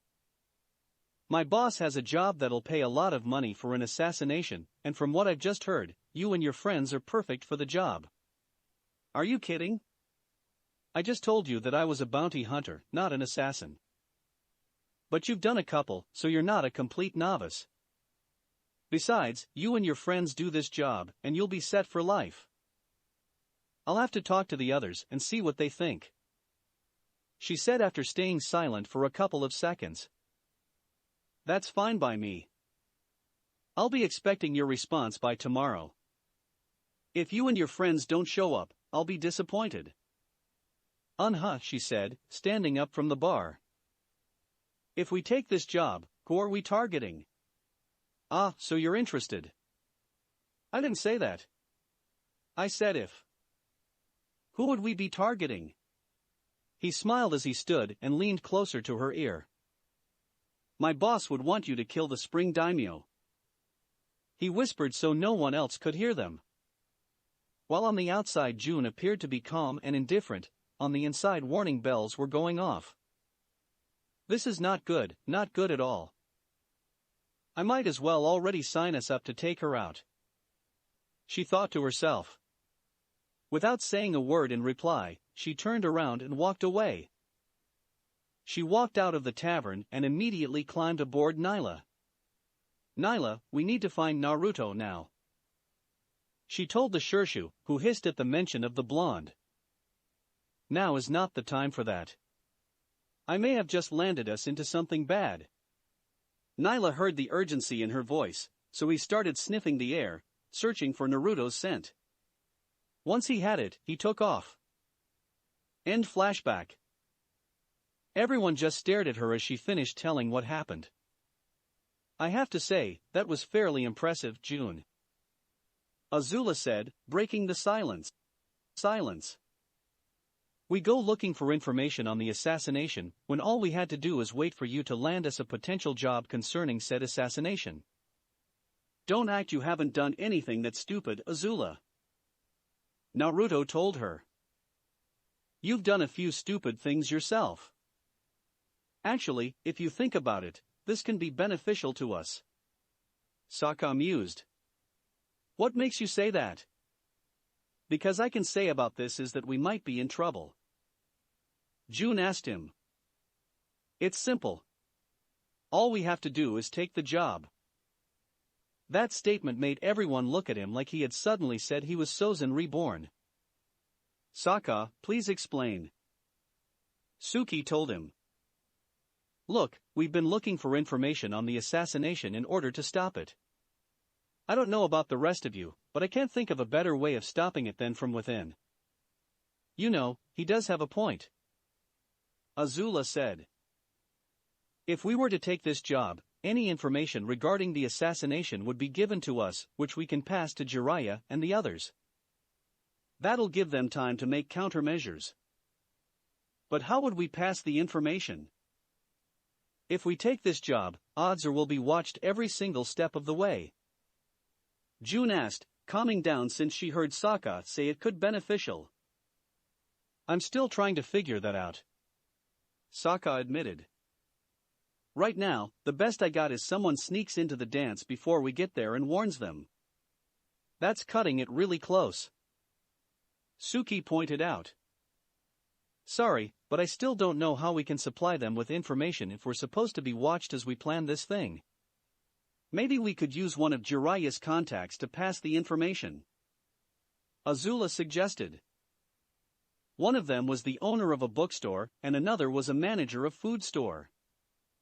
If we send one of them in to pass information, I think we'll be fine. That could work, he admitted. But we'd have to switch off every time we pass information.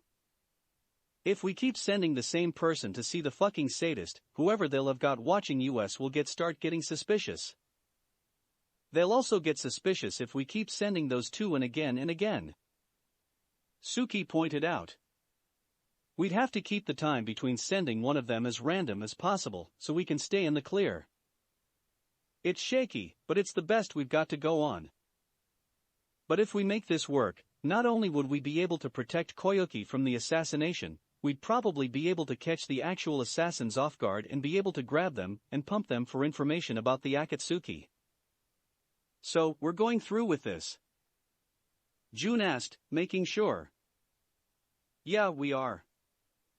Then I guess I have an answer for the guy. Naruto, you've been quiet throughout this entire talk. Azula said, looking at him while getting the others' attention. What's on your mind? He looked from where he was staring at the ground and saw they were all looking up at him. This seems too easy. He finally admitted. What do you mean? We go looking for information about the possible attempt on Koyuki, only to have the job itself offered to us? I don't know what the rest of you think, but this feels like a setup to me.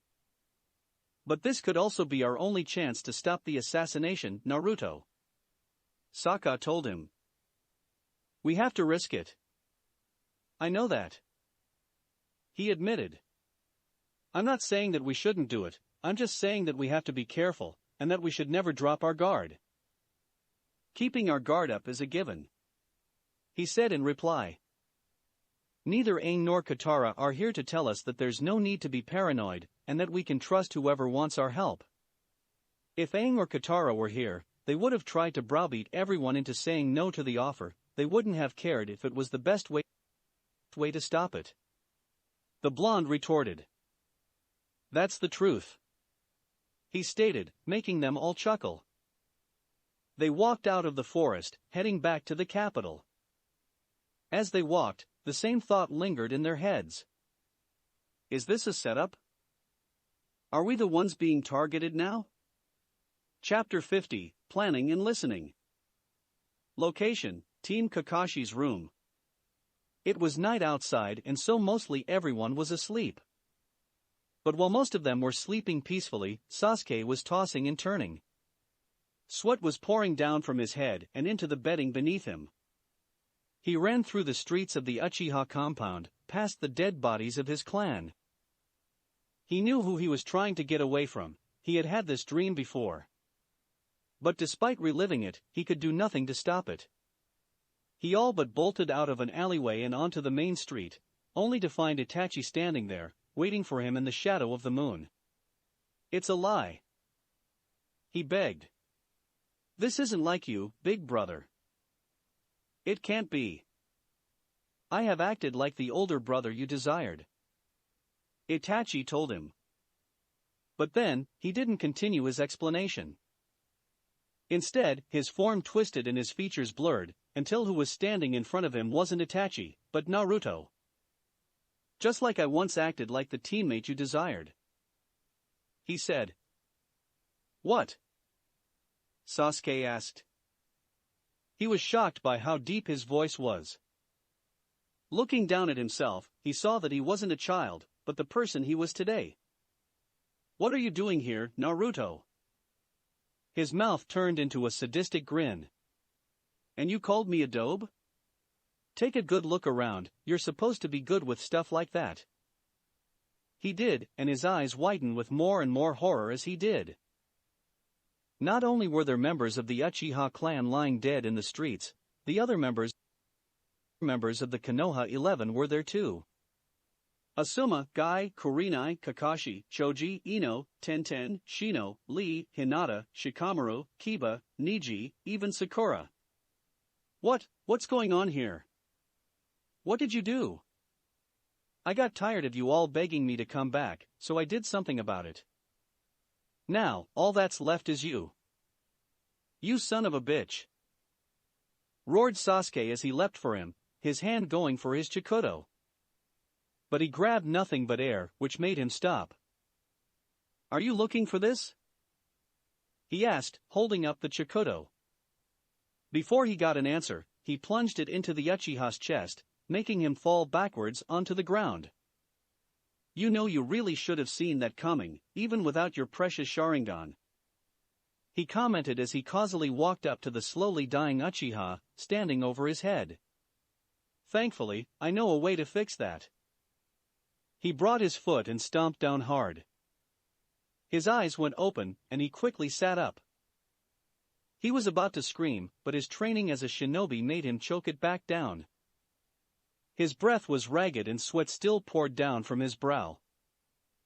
Wiping the sweat off, he noticed that his hand was shaking a little. Noticing that the others in the room were still asleep, he shakily rose from his bedding and walked out of the room. As he walked into the common room, he saw that Sakura was sitting at the table, reading a book with only the light of the moon shining in from the windows and a candle on the table to give her light. He had forgotten that she had the first shift of guard duty. Sasuke? She asked, noticing that he had entered the room. He looked terrible, like he had just woken from horrible. Hey, Sakura, he greeted her. Are you okay? You look a little shaken up. That would have been putting it mildly. I'm fine, I just had a bad dream. What was it about? The night of the massacre, at first, he answered as he sat down at the table. What do you mean? I thought it was the same thing every time. This wouldn't have been the first time he had that nightmare. Not this time. What was different? She asked, concerned about her teammate. Naruto was there. He took Itachi's place. And that was it? He shook his head. No. He didn't just kill my clan. The Konoha 11 was there. You mean we were? She asked, leaving the question in the air unfinished. Yes. He had killed everyone, even Kakashi-sensei and you. He told me that he was tired of us begging him to come back. He killed you all, and then killed me. It is okay, Sasuke. It was only a dream. She told him reassuringly. I know that. But still, I can't help but feel that wasn't just a dream. It also felt like a warning. A warning of what would happen if we kept pushing him to come back. I can understand what you mean, but he has to come back. He belongs here with us. That's not really true anymore. He has his own life to live. He retorted. We can still be a part of that life. We can be his friends. He scoffed at that notion. We're more likely to get him to come back instead of that. We can still try. Sakura, you've seen how he acts around us. Every time one of us tries to talk to him, he walks away. He'd rather talk to that water tribe guy, whatever his name is. Sasuke, his name is Sokka. I know that. He snapped at her, suddenly annoyed with her. She fell quiet for a few seconds. You're angry at him, aren't you? Of course, I'm angry at him. I remember what happened the first night we made camp. You saw the same thing I did. Flashback. Night had fallen and so, they had set up camp. It was process that had been finished quickly because of so many people. Once they were done, they sat around the fire, eating their dinner. Hey, Naruto, Sokka called to him. I gotta wonder, what was your training regime? What do you mean was? He asked from where he sat across the fire. I still do the same regime when I can. When can you not? Well, you know. Fighting in a battle that can go for days on end, endlessly hunting for someone, protecting a person from assassination attempts, the list goes on. He listed, ticking the numbers off his fingers. Why do you want to know anyway? I feel like I've got a lot of work to do if I'm ever going to catch up with you. The tribesman answered honestly. You don't have as much work as you think. The blonde assured him. But I still have work. If I'm going to be as good as you, I need to be as good as or better than you. That statement made both Sasuke and Sakura stop what they were doing and looked at him. That sounded incredibly similar to what a young Naruto would have said to Sasuke. But make no mistake, Naruto, I will beat you one day. Now that is going to take a long time. Naruto remarked drily. If you're going to beat me one day, I'd suggest working on your strategies. What's wrong with the ones I have? He asked. You mean besides the fact I knew about them the entire time? Name one time that's happened, he challenged. Are you kidding? I can give you 3. The blonde held up 3 fingers. Ba Sing Se, the invasion of the Fire Nation capital, and the Boiling Rock. He stated, lowering a finger with each one. Oh, come on. I'll concede Ba Sing Se and the invasion, but the Boiling Rock? There is no way you would have known we were coming. He objected. Of course I did, I was actually expecting you a couple of days later. You are so full of it. Sokka told him, albeit with a grin on his face. No, really, I was. You actually surprised me by coming when you did. And what in the name of you made think that it would take me a couple of days to ask where my dad was? He asked. It was his dad after all. I assumed it would be because of you trying to get the courage to ask either Zuko or Azula, and because of them trying to make sure that Aang paid attention to his fire-bending lessons. Naruto replied. That actually took a couple of tries. Azula commented from where she sat next to Suki. Every time his attention wandered, we had to attack him by surprise to make sure he was paying attention. The fact remains, you guys got there a couple of days earlier than I expected, so that's a point to you. The blonde conceded.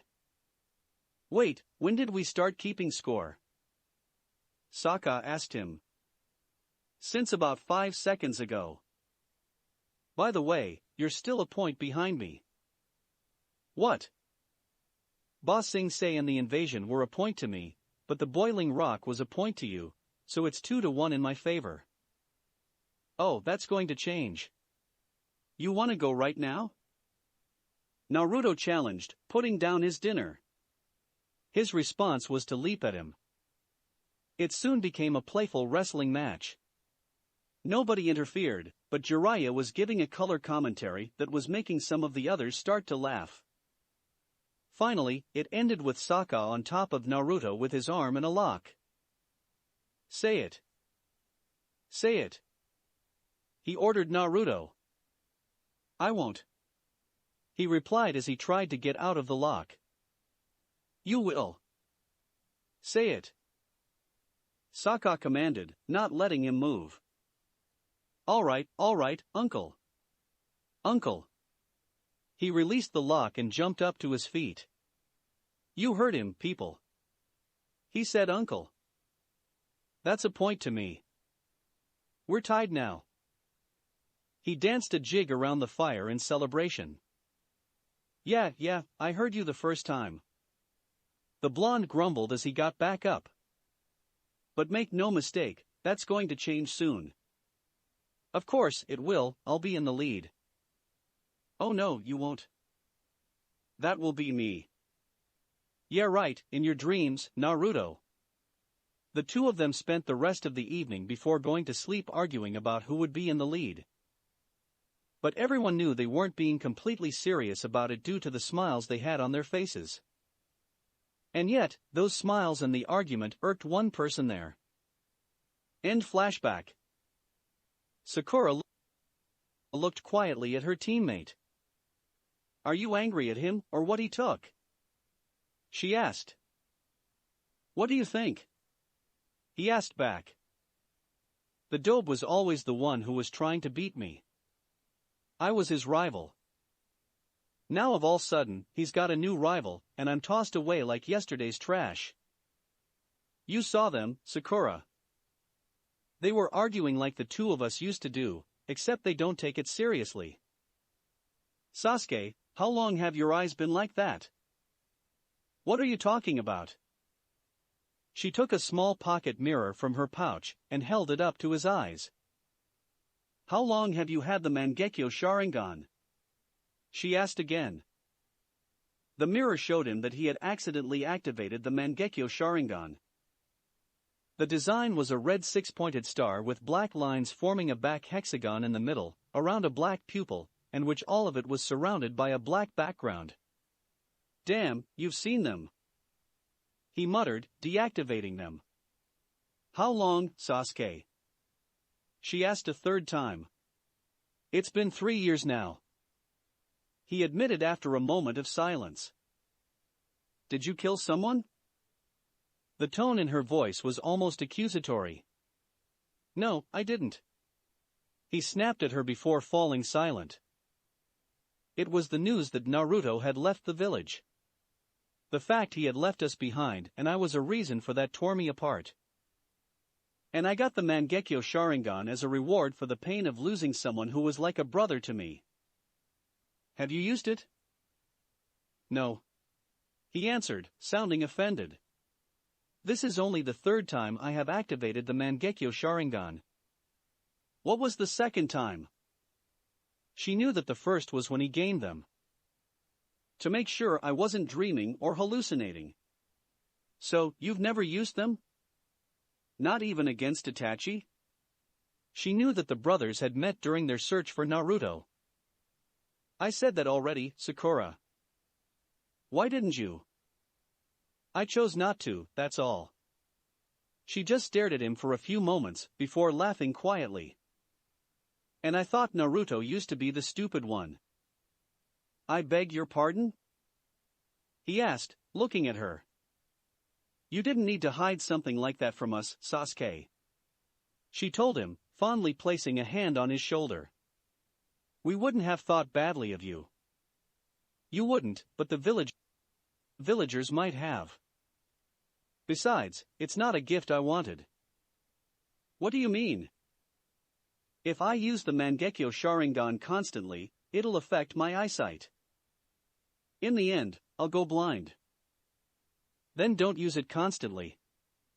"It's not that easy, Sakura," he told her. "The first time they activated, I felt like I was filled to the brim with power and it was begging to be unleashed. I felt like that everything in the world was and should have been mine. It was an addiction that would have been easy to fall to." "What stopped you?" "I looked in the mirror again and saw Orochimaru in my place. It scared me so much, I smashed the mirror to make him disappear. That was when I realized that the curse mark was influencing me. It had influenced me to leave the village, and it would have influenced me to use the Mangekyo Sharingan." "So that's why you went to Lord Jiraiya?" He nodded. "If I hadn't, I would have been a security risk for the village, last Uchiha or not." She knew what he was talking about. If he had become a security risk, the elders, as well as both of the councils, would have ordered him to be killed. "So, you had Jiraiya take away the curse mark and never used Mangekyo Sharingan. And you were never going to tell me or Kakashi-sensei about it." "That was the idea." She sighed silently. "Sasuke, if it wasn't for the fact that it's the middle of the night and everyone else was asleep, I would slap you across the back of your head." He inwardly cringed, he had been there the last time she had slapped someone. The person went flying into a wall, making an indent that took the better part of 3 weeks to get rid of. You don't need to keep all the cards you have so close to your chest. You have to tell us some of those things. I don't have to do it right now. I am well aware of that. She stood up from the table. My shift is almost over, and since you're up, you can take the next one. I don't have any problems with that. Good. She turned around and walked towards her room. Good night, Sasuke. He watched in silence as she closed the door behind her. You might say that, Sakura, but not everyone wants to see what cards I'm holding. Especially that card, he thought to himself. It was something that he had been dealing with for quite some time now. Ever since Sakura had apologized for acting like a fangirl back when they were genin, the two of them had gotten along great as friends. But recently, he was beginning to feel attracted to her. He wasn't sure how it had happened. He just knew that he was attracted to her. He had honestly lost count of the number of times he had to refrain himself from using the Sharingan when she walked by. Even he had to admit that she had a great ass. He also didn't know what to do about it. He had never gone on a date, and he could count on his fingers the number of women he knew who weren't fangirls, and quite a few of said women would be very insulted if anyone called them that. He wasn't sure how Sakura would take it, so he kept his mouth shut about what he felt. He also knew that somehow, Kiba, and a few others would never let him live it down. Location, Teen Paragon. They sat in the tavern June had gone to. Why exactly are we here this late? Sokka asked as he quietly stifled a yawn. There's virtually no one here. He looked around the tavern. It was somewhat seedy, but looked clean enough to get people in and drink. New furniture was right alongside with old, telling them that this place had been the spot for more than a couple of bar brawls. The light of the moon barely lighted the not-so-clean windows of the tavern, forcing the lights to be left on. Currently, the only people who were in the tavern were them and the barkeeper, who was slowly closing up for the night. It's always best to have this kind of meeting where no one can hear you, June told him. So always meet either during happy hour or when the place is empty. Do you see him?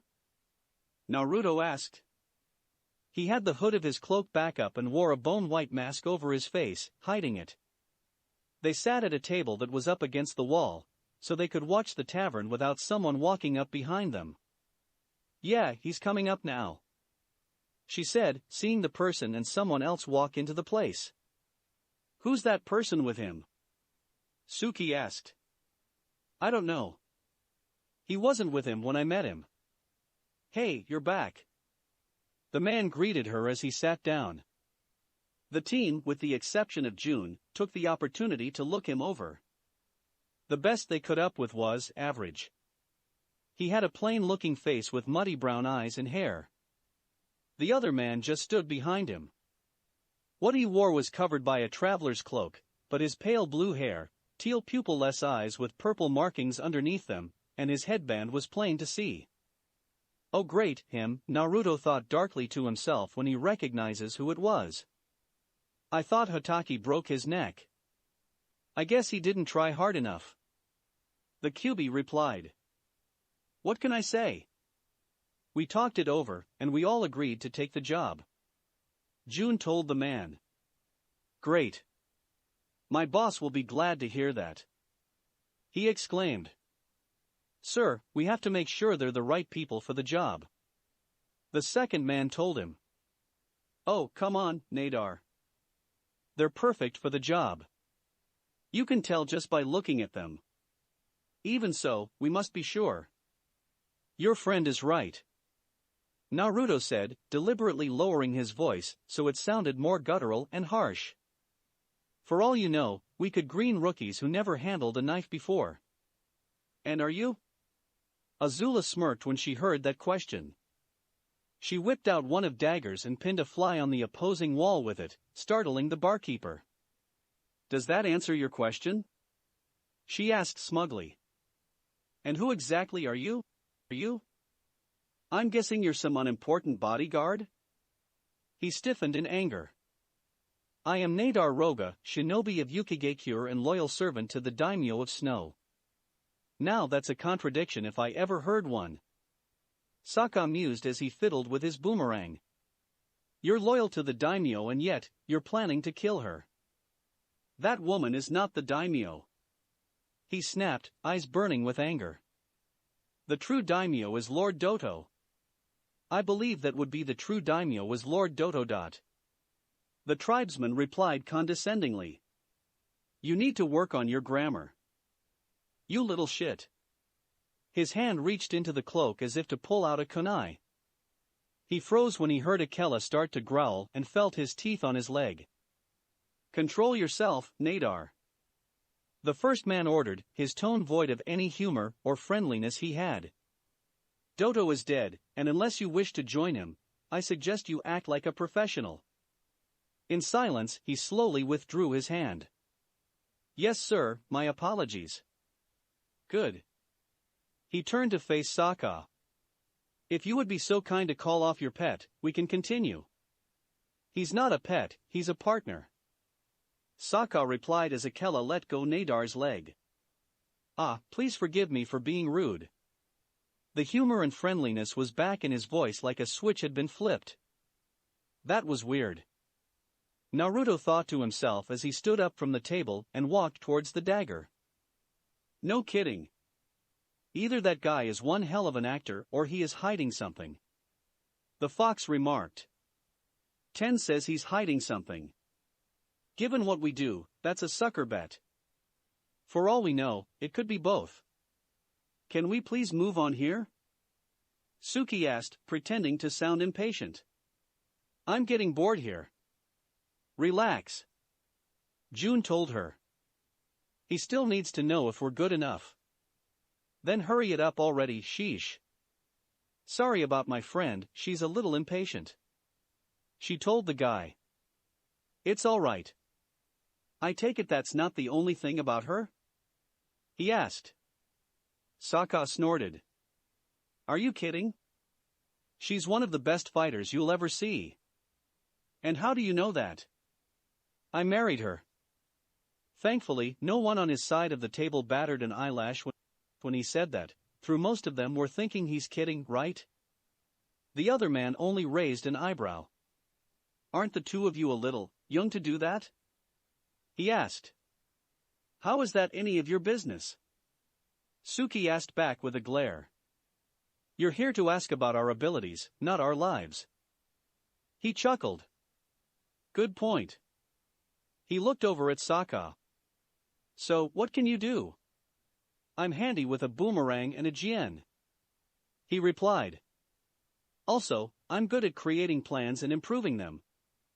So, you would be a great help in the planning process, right? The tribesman shrugged. If you hire us, I could possibly pass an idea or two. He turned to face June. I know you're a bounty hunter, so there's no need to ask you of what you do. Thanks so much. She replied dryly. And I'm guessing you're handy with a dagger? He asked Azula. What gave it away? She asked in return as Naruto came back to the table, handing her the dagger she had thrown. What about you? He asked Naruto. What can you do? I'm the one who can get into any place without anyone noticing. He answered, sitting back down. Why do you wear the mask? Nadar asked him with suspicion. Got caught in an explosion a couple of years back and ended scarring my face pretty badly, he easily lied. But it's a great thing to use when I have to interrogate someone. Why would you use interrogation? Sometimes we don't know when a bounty is, so we have to ask people for information. He put some emphasis on the word ask. Everyone there knew full well what he meant by it. I see. So, do we get the job? June asked. Both the man and Nadar shared a look. That is up to the boss to decide. Nadar finally said. Then why did we have this entire conversation? Sokka asked, sounding insulted. Were you trying to dangle a job in front of us and yank it away as soon as we got interested? No, nothing of the sort. the man said, placating, raising his hands in defense. You could say this was a preliminary interview. If you want to get the job, you'll to speak the boss. And are we going to have to wait for that? No, not at all, he told him as he stood up. If you will come with me, we can take you to see him. At this time of night? Asked Suki. Does your boss not sleep or something? He sleeps when he has to. He answered before turning around and walking away, Nadar right behind him. Come along, come along. They all shared a look and followed him out of the tavern. They walked through the streets, avoiding what few people who were still walking through the streets. As they walked, the buildings around them got seedier and seedier. The tavern they had left had been a little seedy, but not enough as to make it a disgusting place to be. The buildings around them could make it look like a top-class restaurant. It was getting to the point where it looked like a sneeze would collapse the building. Finally, they stopped in front of a warehouse. Unlike the other buildings surrounding it, it looked like it was built to last, which automatically warned the team. A building built like this probably shouldn't even exist in this part of the city. It would be too odd. Here we are, the man declared as he walked up to the door. He opened it and walked through, Nadar walking in behind him. The rest followed, leaving Akela and Nyla outside the warehouse.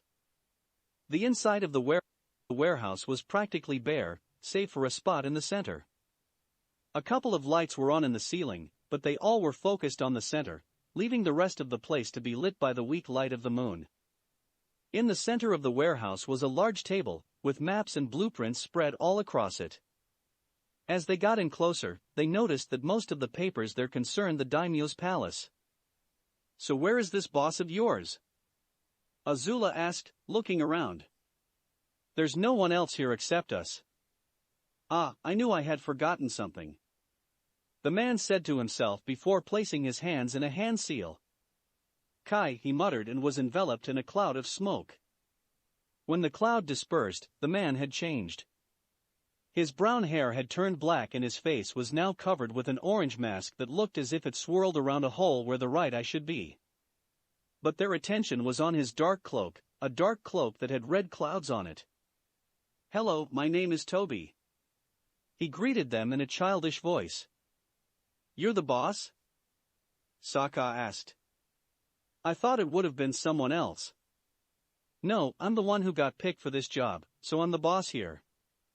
I kinda wish Deidara was here though.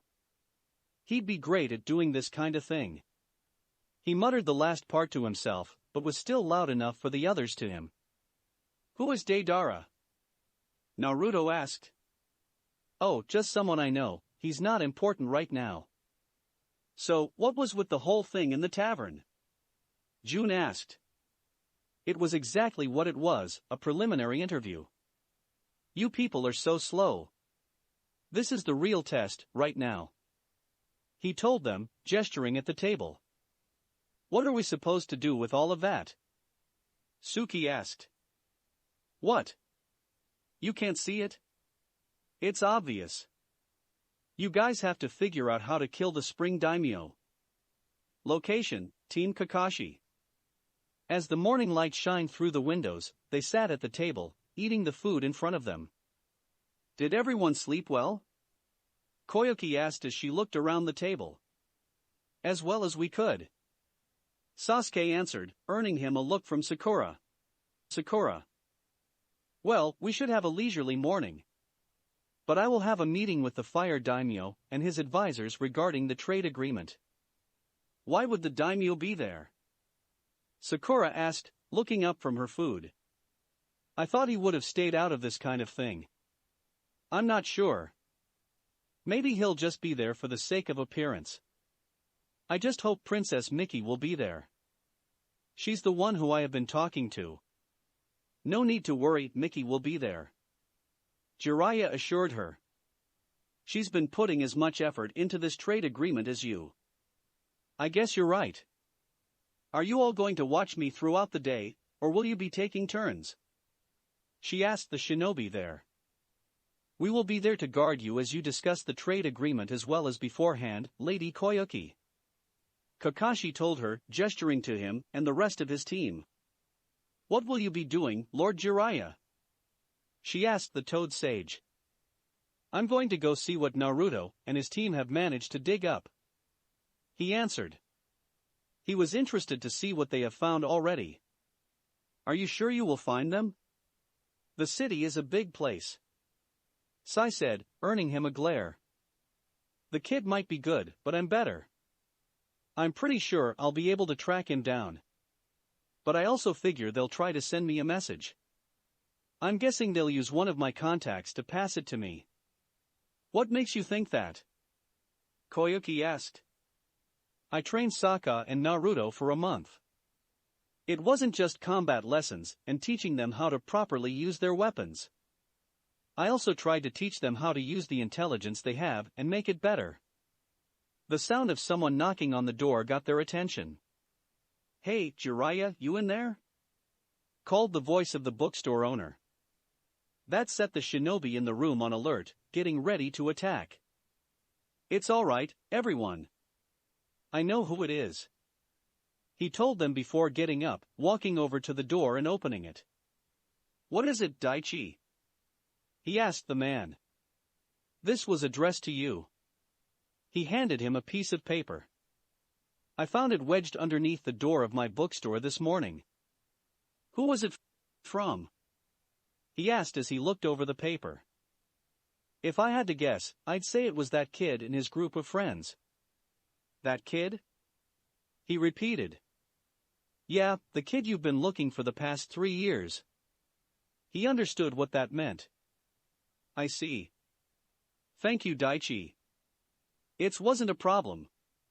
He turned around and ambled away. "What was that all about?" Kakashi asked. "It was as I said, Naruto and the others passing information off to me," he replied as he came back to the table, reading the piece of paper. "Is there anything of importance?" "Well, it seems that they have managed to get themselves in the middle of the plot to kill Lady Koyuki." "They've what?" Koyuki asked. "Apparently, June had inadvertently gotten them a chance to have an interview. He explained. "The message is brief, but they'll try to send more information soon." "How soon is soon?" Sasuke asked, looking over at him. "It doesn't say. But they do confirm that the attempt will take place during the upcoming dance." "That's in 2 days," Sai pointed out as he finished his food. "At least we'll have some time to prepare." Sakura noted. "That's more than we usually get." They usually had to go with a plan that had been put together in under 24 hours. "But there's nothing to prepare for if we don't get additional information," he argued. "Of which I believe Naruto and the others will be able to pass to us," she replied, throwing him a look that dared him to continue the argument.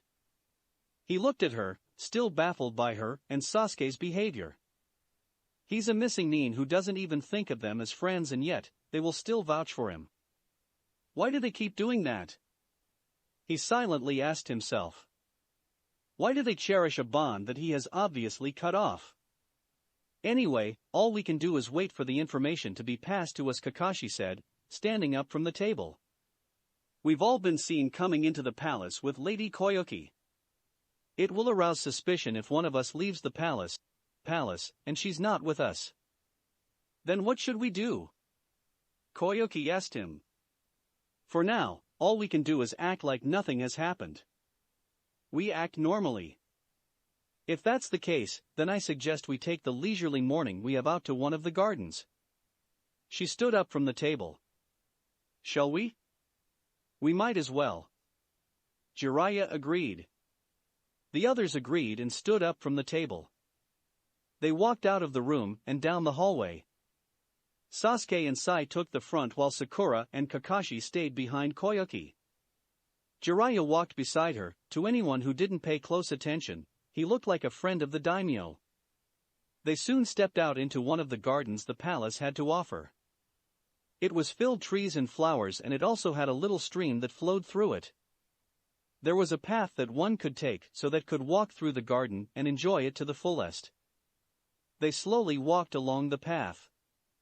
Even though they weren't really paying attention to the garden around them, both Sasuke and Sakura had to admit it was soothing. It wasn't intentional, but the garden's relaxing feel was getting to them, though they managed to put it on the back burner and kept it doing their job. They were crossing a small bridge when they met with Miki. "Hey there, Koyuki and company," she greeted casually. The last time they had seen her, she had been wearing a kimono that was the color of royal purple. Now, she was wearing a pair of tan shorts that stopped just before her knees and a light blue blouse. Her dark hair was held in a simple ponytail. "Hello, Miki." Koyuki greeted the princess in return. "That's an interesting choice of clothing." She shrugged. Not really, it's just some of my casual clothes. Of course, the FB keeps trying to get me to wear more dresses and other whatnot. She said, rolling her eyes. "It's getting annoying now." Who exactly is the FB? "The fat bitch, aka Madame Shurjimi, aka my stepmother," she answered as she watched the water in the river flow. "Well, you were wearing a kimono when we first met." "That was because I had just escaped from a formal dinner." She laughed. "You will not believe how many times they will fall for the I have to go to the bathroom trick." "Who were you dining with?" "Just another one of those suitors my father and the FB are trying to shove down my throat." She answered with a shrug. "They both seem to think I need to be married before I ascend to the throne. There's no chance of that happening with the suitors they throwing at me." "What's wrong with the suitors?" Jiraiya asked her. "They are exactly like my idiot of a father," she told him with a frown on her face. "They can't form their own opinion to save their life, and they leave all the decision-making to other people. Honestly, it's like my father wants his own clone to succeed him or something." "Well, you could just do what your mother did. Let them have the throne, but you have all the power." She shook her head. "No chance. I am the daughter of the daimyo of the Land of Fire. When my father finally dies, it will be me who's going to be sitting on that throne, not the FB, not any of my suitors or anyone else. I will be the one to rule this land, no one else," she declared with firm conviction. When they heard this, both Sasuke and Sakura were stuck with an image of Naruto, back when they were genin, with him shouting at the top of his voice that he was going to become Hokage. It's almost like looking at a female version of him. Sakura thought to herself. The only difference is she will probably go through with her promise. "If it helps in any way, Your Highness, the Uchiha clan will support you once you ascend to the throne," Sasuke promised her, surprising the others. If it was a more formal occasion, he would have knelt. She looked over at him. "Thanks for the support, but I thought there were only you and your brother left." "It's a work in progress, I will admit that. But as long as there is an Uchiha, there is a possibility of an Uchiha clan. And right now, the possibility of an Uchiha clan will support you." She grinned. "You know, maybe the FB was onto something when we suggested we get married." "Not to be rude, ma'am, but I don't think that'll work." Sakura looked over at him with a question in her eyes, which he promptly avoided. "Oh? Do you already have a girlfriend?" she asked with a grin. "I don't think fangirls qualify as girlfriends, Your Highness." Sakura stifled a laugh, which came out as a snigger and earned a glare from him. Miki didn't try to stifle her laughter. "You have fangirls? You must have to beat them off with a stick, huh?" "More like run away in a blind panic," Sakura stated with a full-blown grin. "Shut up, Sakura," he told her, his face in a scowl. "Behave, you two." Kakashi reprimanded them. "You know, I have got to spend more time with you guys," Miki declared as she walked away from the railing, the wood creaking slightly from her footsteps. "You're really entertaining." "We try, Miki. We try," Jiraiya told her with a smile. "Well, in any case, I got to go. If I stay in one place, odds are the FB will find me and try to drag me into wearing more formal clothes." She made a gagging noise. I'll see you at the meeting in the afternoon, Koyuki. She told the spring daimyo as she walked past, her feet going from the creaking of the wooden bridge to the crunching of gravel in the path. I look forward to seeing you there, Mickey. She replied with a kind smile. Yeah, same here, just keep an eye out for my father. She waved goodbye as she walked away. Location, Team Paragon. You want us to what? What? Azula asked as they stood outside the pool of light that shone down on the center of the room. You have to figure how to kill the spring daimyo. Didn't you hear me the first time? Toby asked childishly. We thought you already had a plan. June replied calmly. She knew that at this point, if you panicked, you were going to end up dead. We do. But if you want the job, you either have to figure out what the plan is or come up with a better one. Nadar told them with a small amount of smugness in his voice. You want us to come up with a plan out of the blue? Sokka asked. That's a little unfair, isn't it? We don't know anything about this country, let alone the palace, and you want us to come up with a plan with no information whatsoever? We didn't say that. Toby replied. He gestured over to the table. We have plenty of information right there. You're welcome to it. Do we have a time limit? Naruto asked as he looked over the table. No, please, take all the time you need. However, you've only got one chance to convince us. And I'm guessing that we won't like the outcome if we fail, will we? Of course you won't. Nadar told him with a slightly crazed grin and a twitch in his right hand. Right, let's get to it then. Suki declared. They stepped into the pool of light and walked towards the table, passing the two employers. They stopped at the table and spread around it. They each took a map or a blueprint and began to look over them. Ignoring Toby and Nadar, they got right into the planning. The rustle of paper filled the air as they picked things up, put things down, or passed them around. One of them would sometimes walk over to another, holding a map or blueprint in their hands, and would discuss a point or an idea.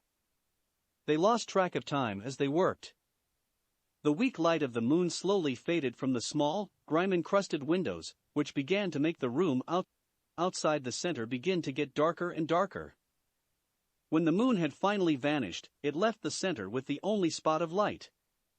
But that did not concern them. What did concern them was what was in front of them. What do you have? Nadar asked, getting their attention. You said we didn't have a time limit. June replied, not bothering to look up from the blueprint she had in her hands. No need to be snappish, Nadar's just asking. Toby told him. But seriously, what do you have? They all looked at each other and nodded in agreement, putting whatever they had in their hands down. All right, here's what we've gathered. Began Sokka as he faced the two from across the table. The daimyo's palace is well guarded. There seems to be routine guard changes every 4 hours at every entrance, and no one gets in without being inspected. The rooftops are also thoroughly watched. Naruto continued, holding up a blueprint of the rooftops to help show his point. Guard towers are positioned along the walls, and they are able to see everything. If we try to go across the rooftops, or even try to run through the courtyard, we'll have arrows and other whatnot flying at us. But even if we manage to make it through all of that, the alarm will have already been rung and we'll be caught. Digging under will be impossible as well. Suki stated. The guards patrol inside as well and also keep lookouts at key points in the building. The ground itself will be hard to dig through, which would slow us by quite a good amount of time. Even disguising ourselves as servants wouldn't work. Azula told them, pointing to a paper that had the information on the servants. The servants live inside the palace and can only leave it through guarded exits, which inspects them every time they leave and every time they enter. They each have only one uniform and each is personally marked, so they know which is which. That process alone kills the idea. We can't get in to steal uniforms because they'll know whose was stolen and be on the lookout for it. In all honesty, this does not look good. June announced. Even the sewers are too small to crawl through. This palace is very well guarded, doubly so since they've got a second daimyo in there. The only way we can think of making this hit work is if someone managed to walk past the guards without them stopping us. But I don't know if anything less than a party will make that work. A party? Is that all you need? Toby asked them, cocking his head to the side, like a dog listening to a weird sound. Pretty much, yeah, Sokka said, keeping a straight face. Despite the fact that they knew there was going to be a party in the palace, they had to pretend they didn't know about in order to fool both Toby and Nadar. Then you should have said something earlier, he exclaimed with glee, waving his arms dramatically. Why? The Fire Daimyo will be throwing a dance in 2 days to celebrate the trade agreement between the Land of Spring and the Land of Fire. Nadar explained. Even though he tried to hide it, everyone could hear the snarl in his voice when he said Land of Spring. Wait, hold on. Suki told them, leaning over the table and grabbing the blueprints concerning the entrances to the palace. We could probably make that work. What do you got? Azula asked her. Even though they knew what to say, they were playing it up for all it was worth. We could possibly use the disguise method, but not with the servants. We use fake identities and pretend we're there for the dance. While the rest of us mingle with the crowd and keep an eye out, one could get close and take the Spring Daimyo out. You mean all of you? That might be a bit hard, Toby said as he took a thinking pose. What do you mean? We can all get in. Well, what about him? He asked, pointing at Naruto. What about me? He repeated, sounding a little offended. You're wearing a mask. And so are you. He replied in a deadpan tone. My point is that if you're going to try and get into the dance, they might ask you to take off the mask. He has a point. June agreed as she picked up a piece of paper that described the Fire Daimyo. According to this, the daimyo doesn't like any ugly people to be in his presence. His guards are likely to know this, and will try to stop you from getting in. Did you guys forget what I can do? He asked in a growl, looking directly at them. What can you do? Nadar asked him condescendingly. Are you a master of disguises? I'm a former shinobi, he answered shortly. However, if he had been hoping that would stop the questions there, it didn't. It just made their employers more interested. Oh really? Asked Toby. Which village are you from? We might have someone who knows you. It doesn't matter, I left it behind. Oh come on, which village was it? His voice took on a whiny tone. He snarled. What do you want to know? That I was from one of the 5 great shinobi nations? I wasn't. I was from one of the minor villages, and when I got bored, I left. That's all there is to it. What rank were you when you left? Nadar asked. I was a genin. So you know the henjutsu? Obviously, he answered with a sarcastic tone. Is there anything else you would like to know? Where's your headband? Toby asked curiously. Where's yours?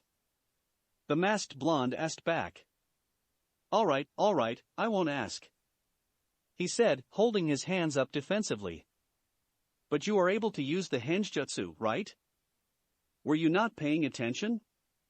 I already said I knew it. Perfect. You guys are hired, he exclaimed, silencing the mostly dark room. No one heard anything, except for the faint hum of the lights above them. That's it?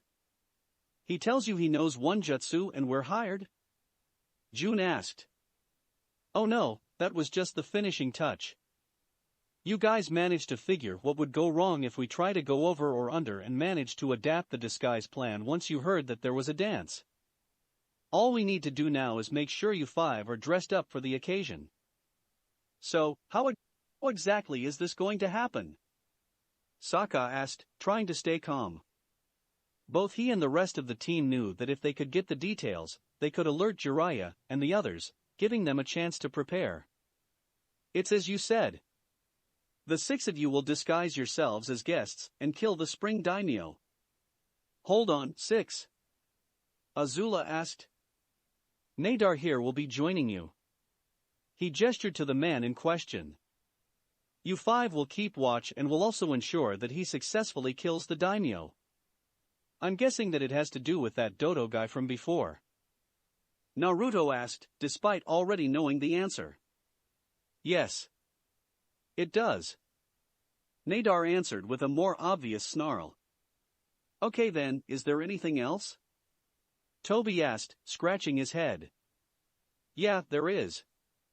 June said. How much are we getting paid for this? Oh, right. I knew was forgetting something. He walked away into the darkness, disappearing from sight. All they heard was his footsteps, which soon stopped as well. They started up again, this time with the sound of something being dragged and him grunting comically. And here we go. He declared as he dragged a big briefcase into the light, setting it down on the ground. He knelt down and opened it up.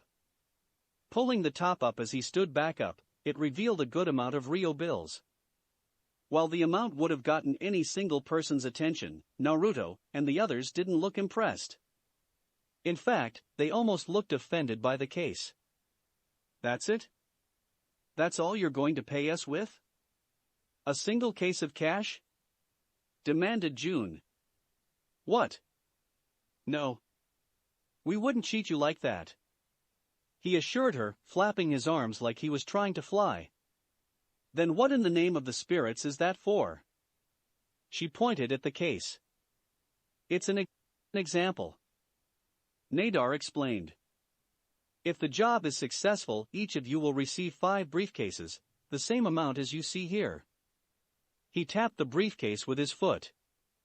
They all stared at the case and the promise that it held. The case was all but filled to the brim with cash. 4 more cases just like that for each one of them would set the amount of cash to a number that would have stuck them dumb if they weren't trying to act professional. Kami, he wasn't kidding when he said that we would be set for life if we took this job. Naruto thought to himself. It's a very impressive amount. The Kyuubi admitted. He was a Biju and even he was impressed by the amount of money he was seeing. So, do we have a deal? Toby asked. Yeah, we'll take the job. June said, looking away from the briefcase and the promise it held. Yay! That's great. He said, clapping his hands with childish delight. They walked through the streets as the sun struggled to rise above the horizon and bring light to the new day.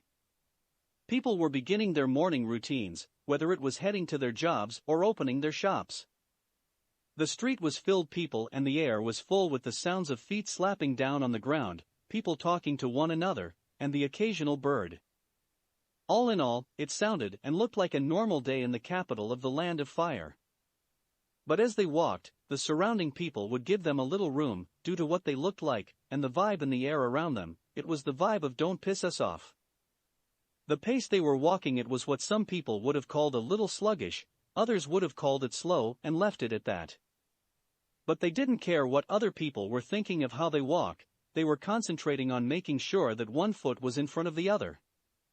They had spent the entire night ensuring that they had gotten the job to take out the spring daimyo, and not getting killed in the process.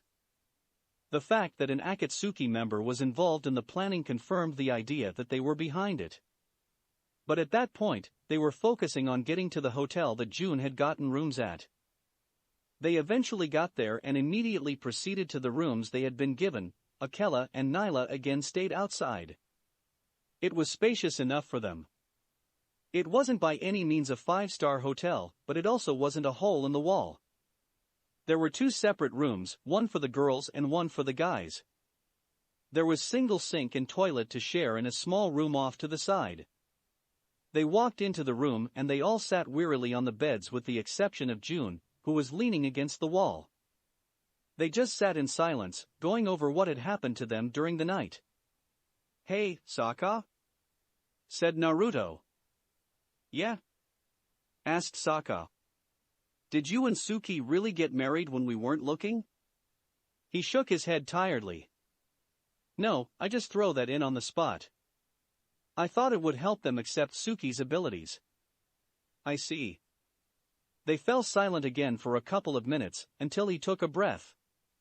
Okay, they want us back at the warehouse in 10 hours. We have information that we need to pass on to Jiraiya. Does anyone think we need to send it right away? No one said a word. I thought not. In that case, there's only one thing we need to do now. They all shared a look and a nod. Sleep, they chorused. That's it for this reading. Hit like and subscribe for a free ticket pass going to the different worlds of anime fanfictions. Looking forward to having you on board again.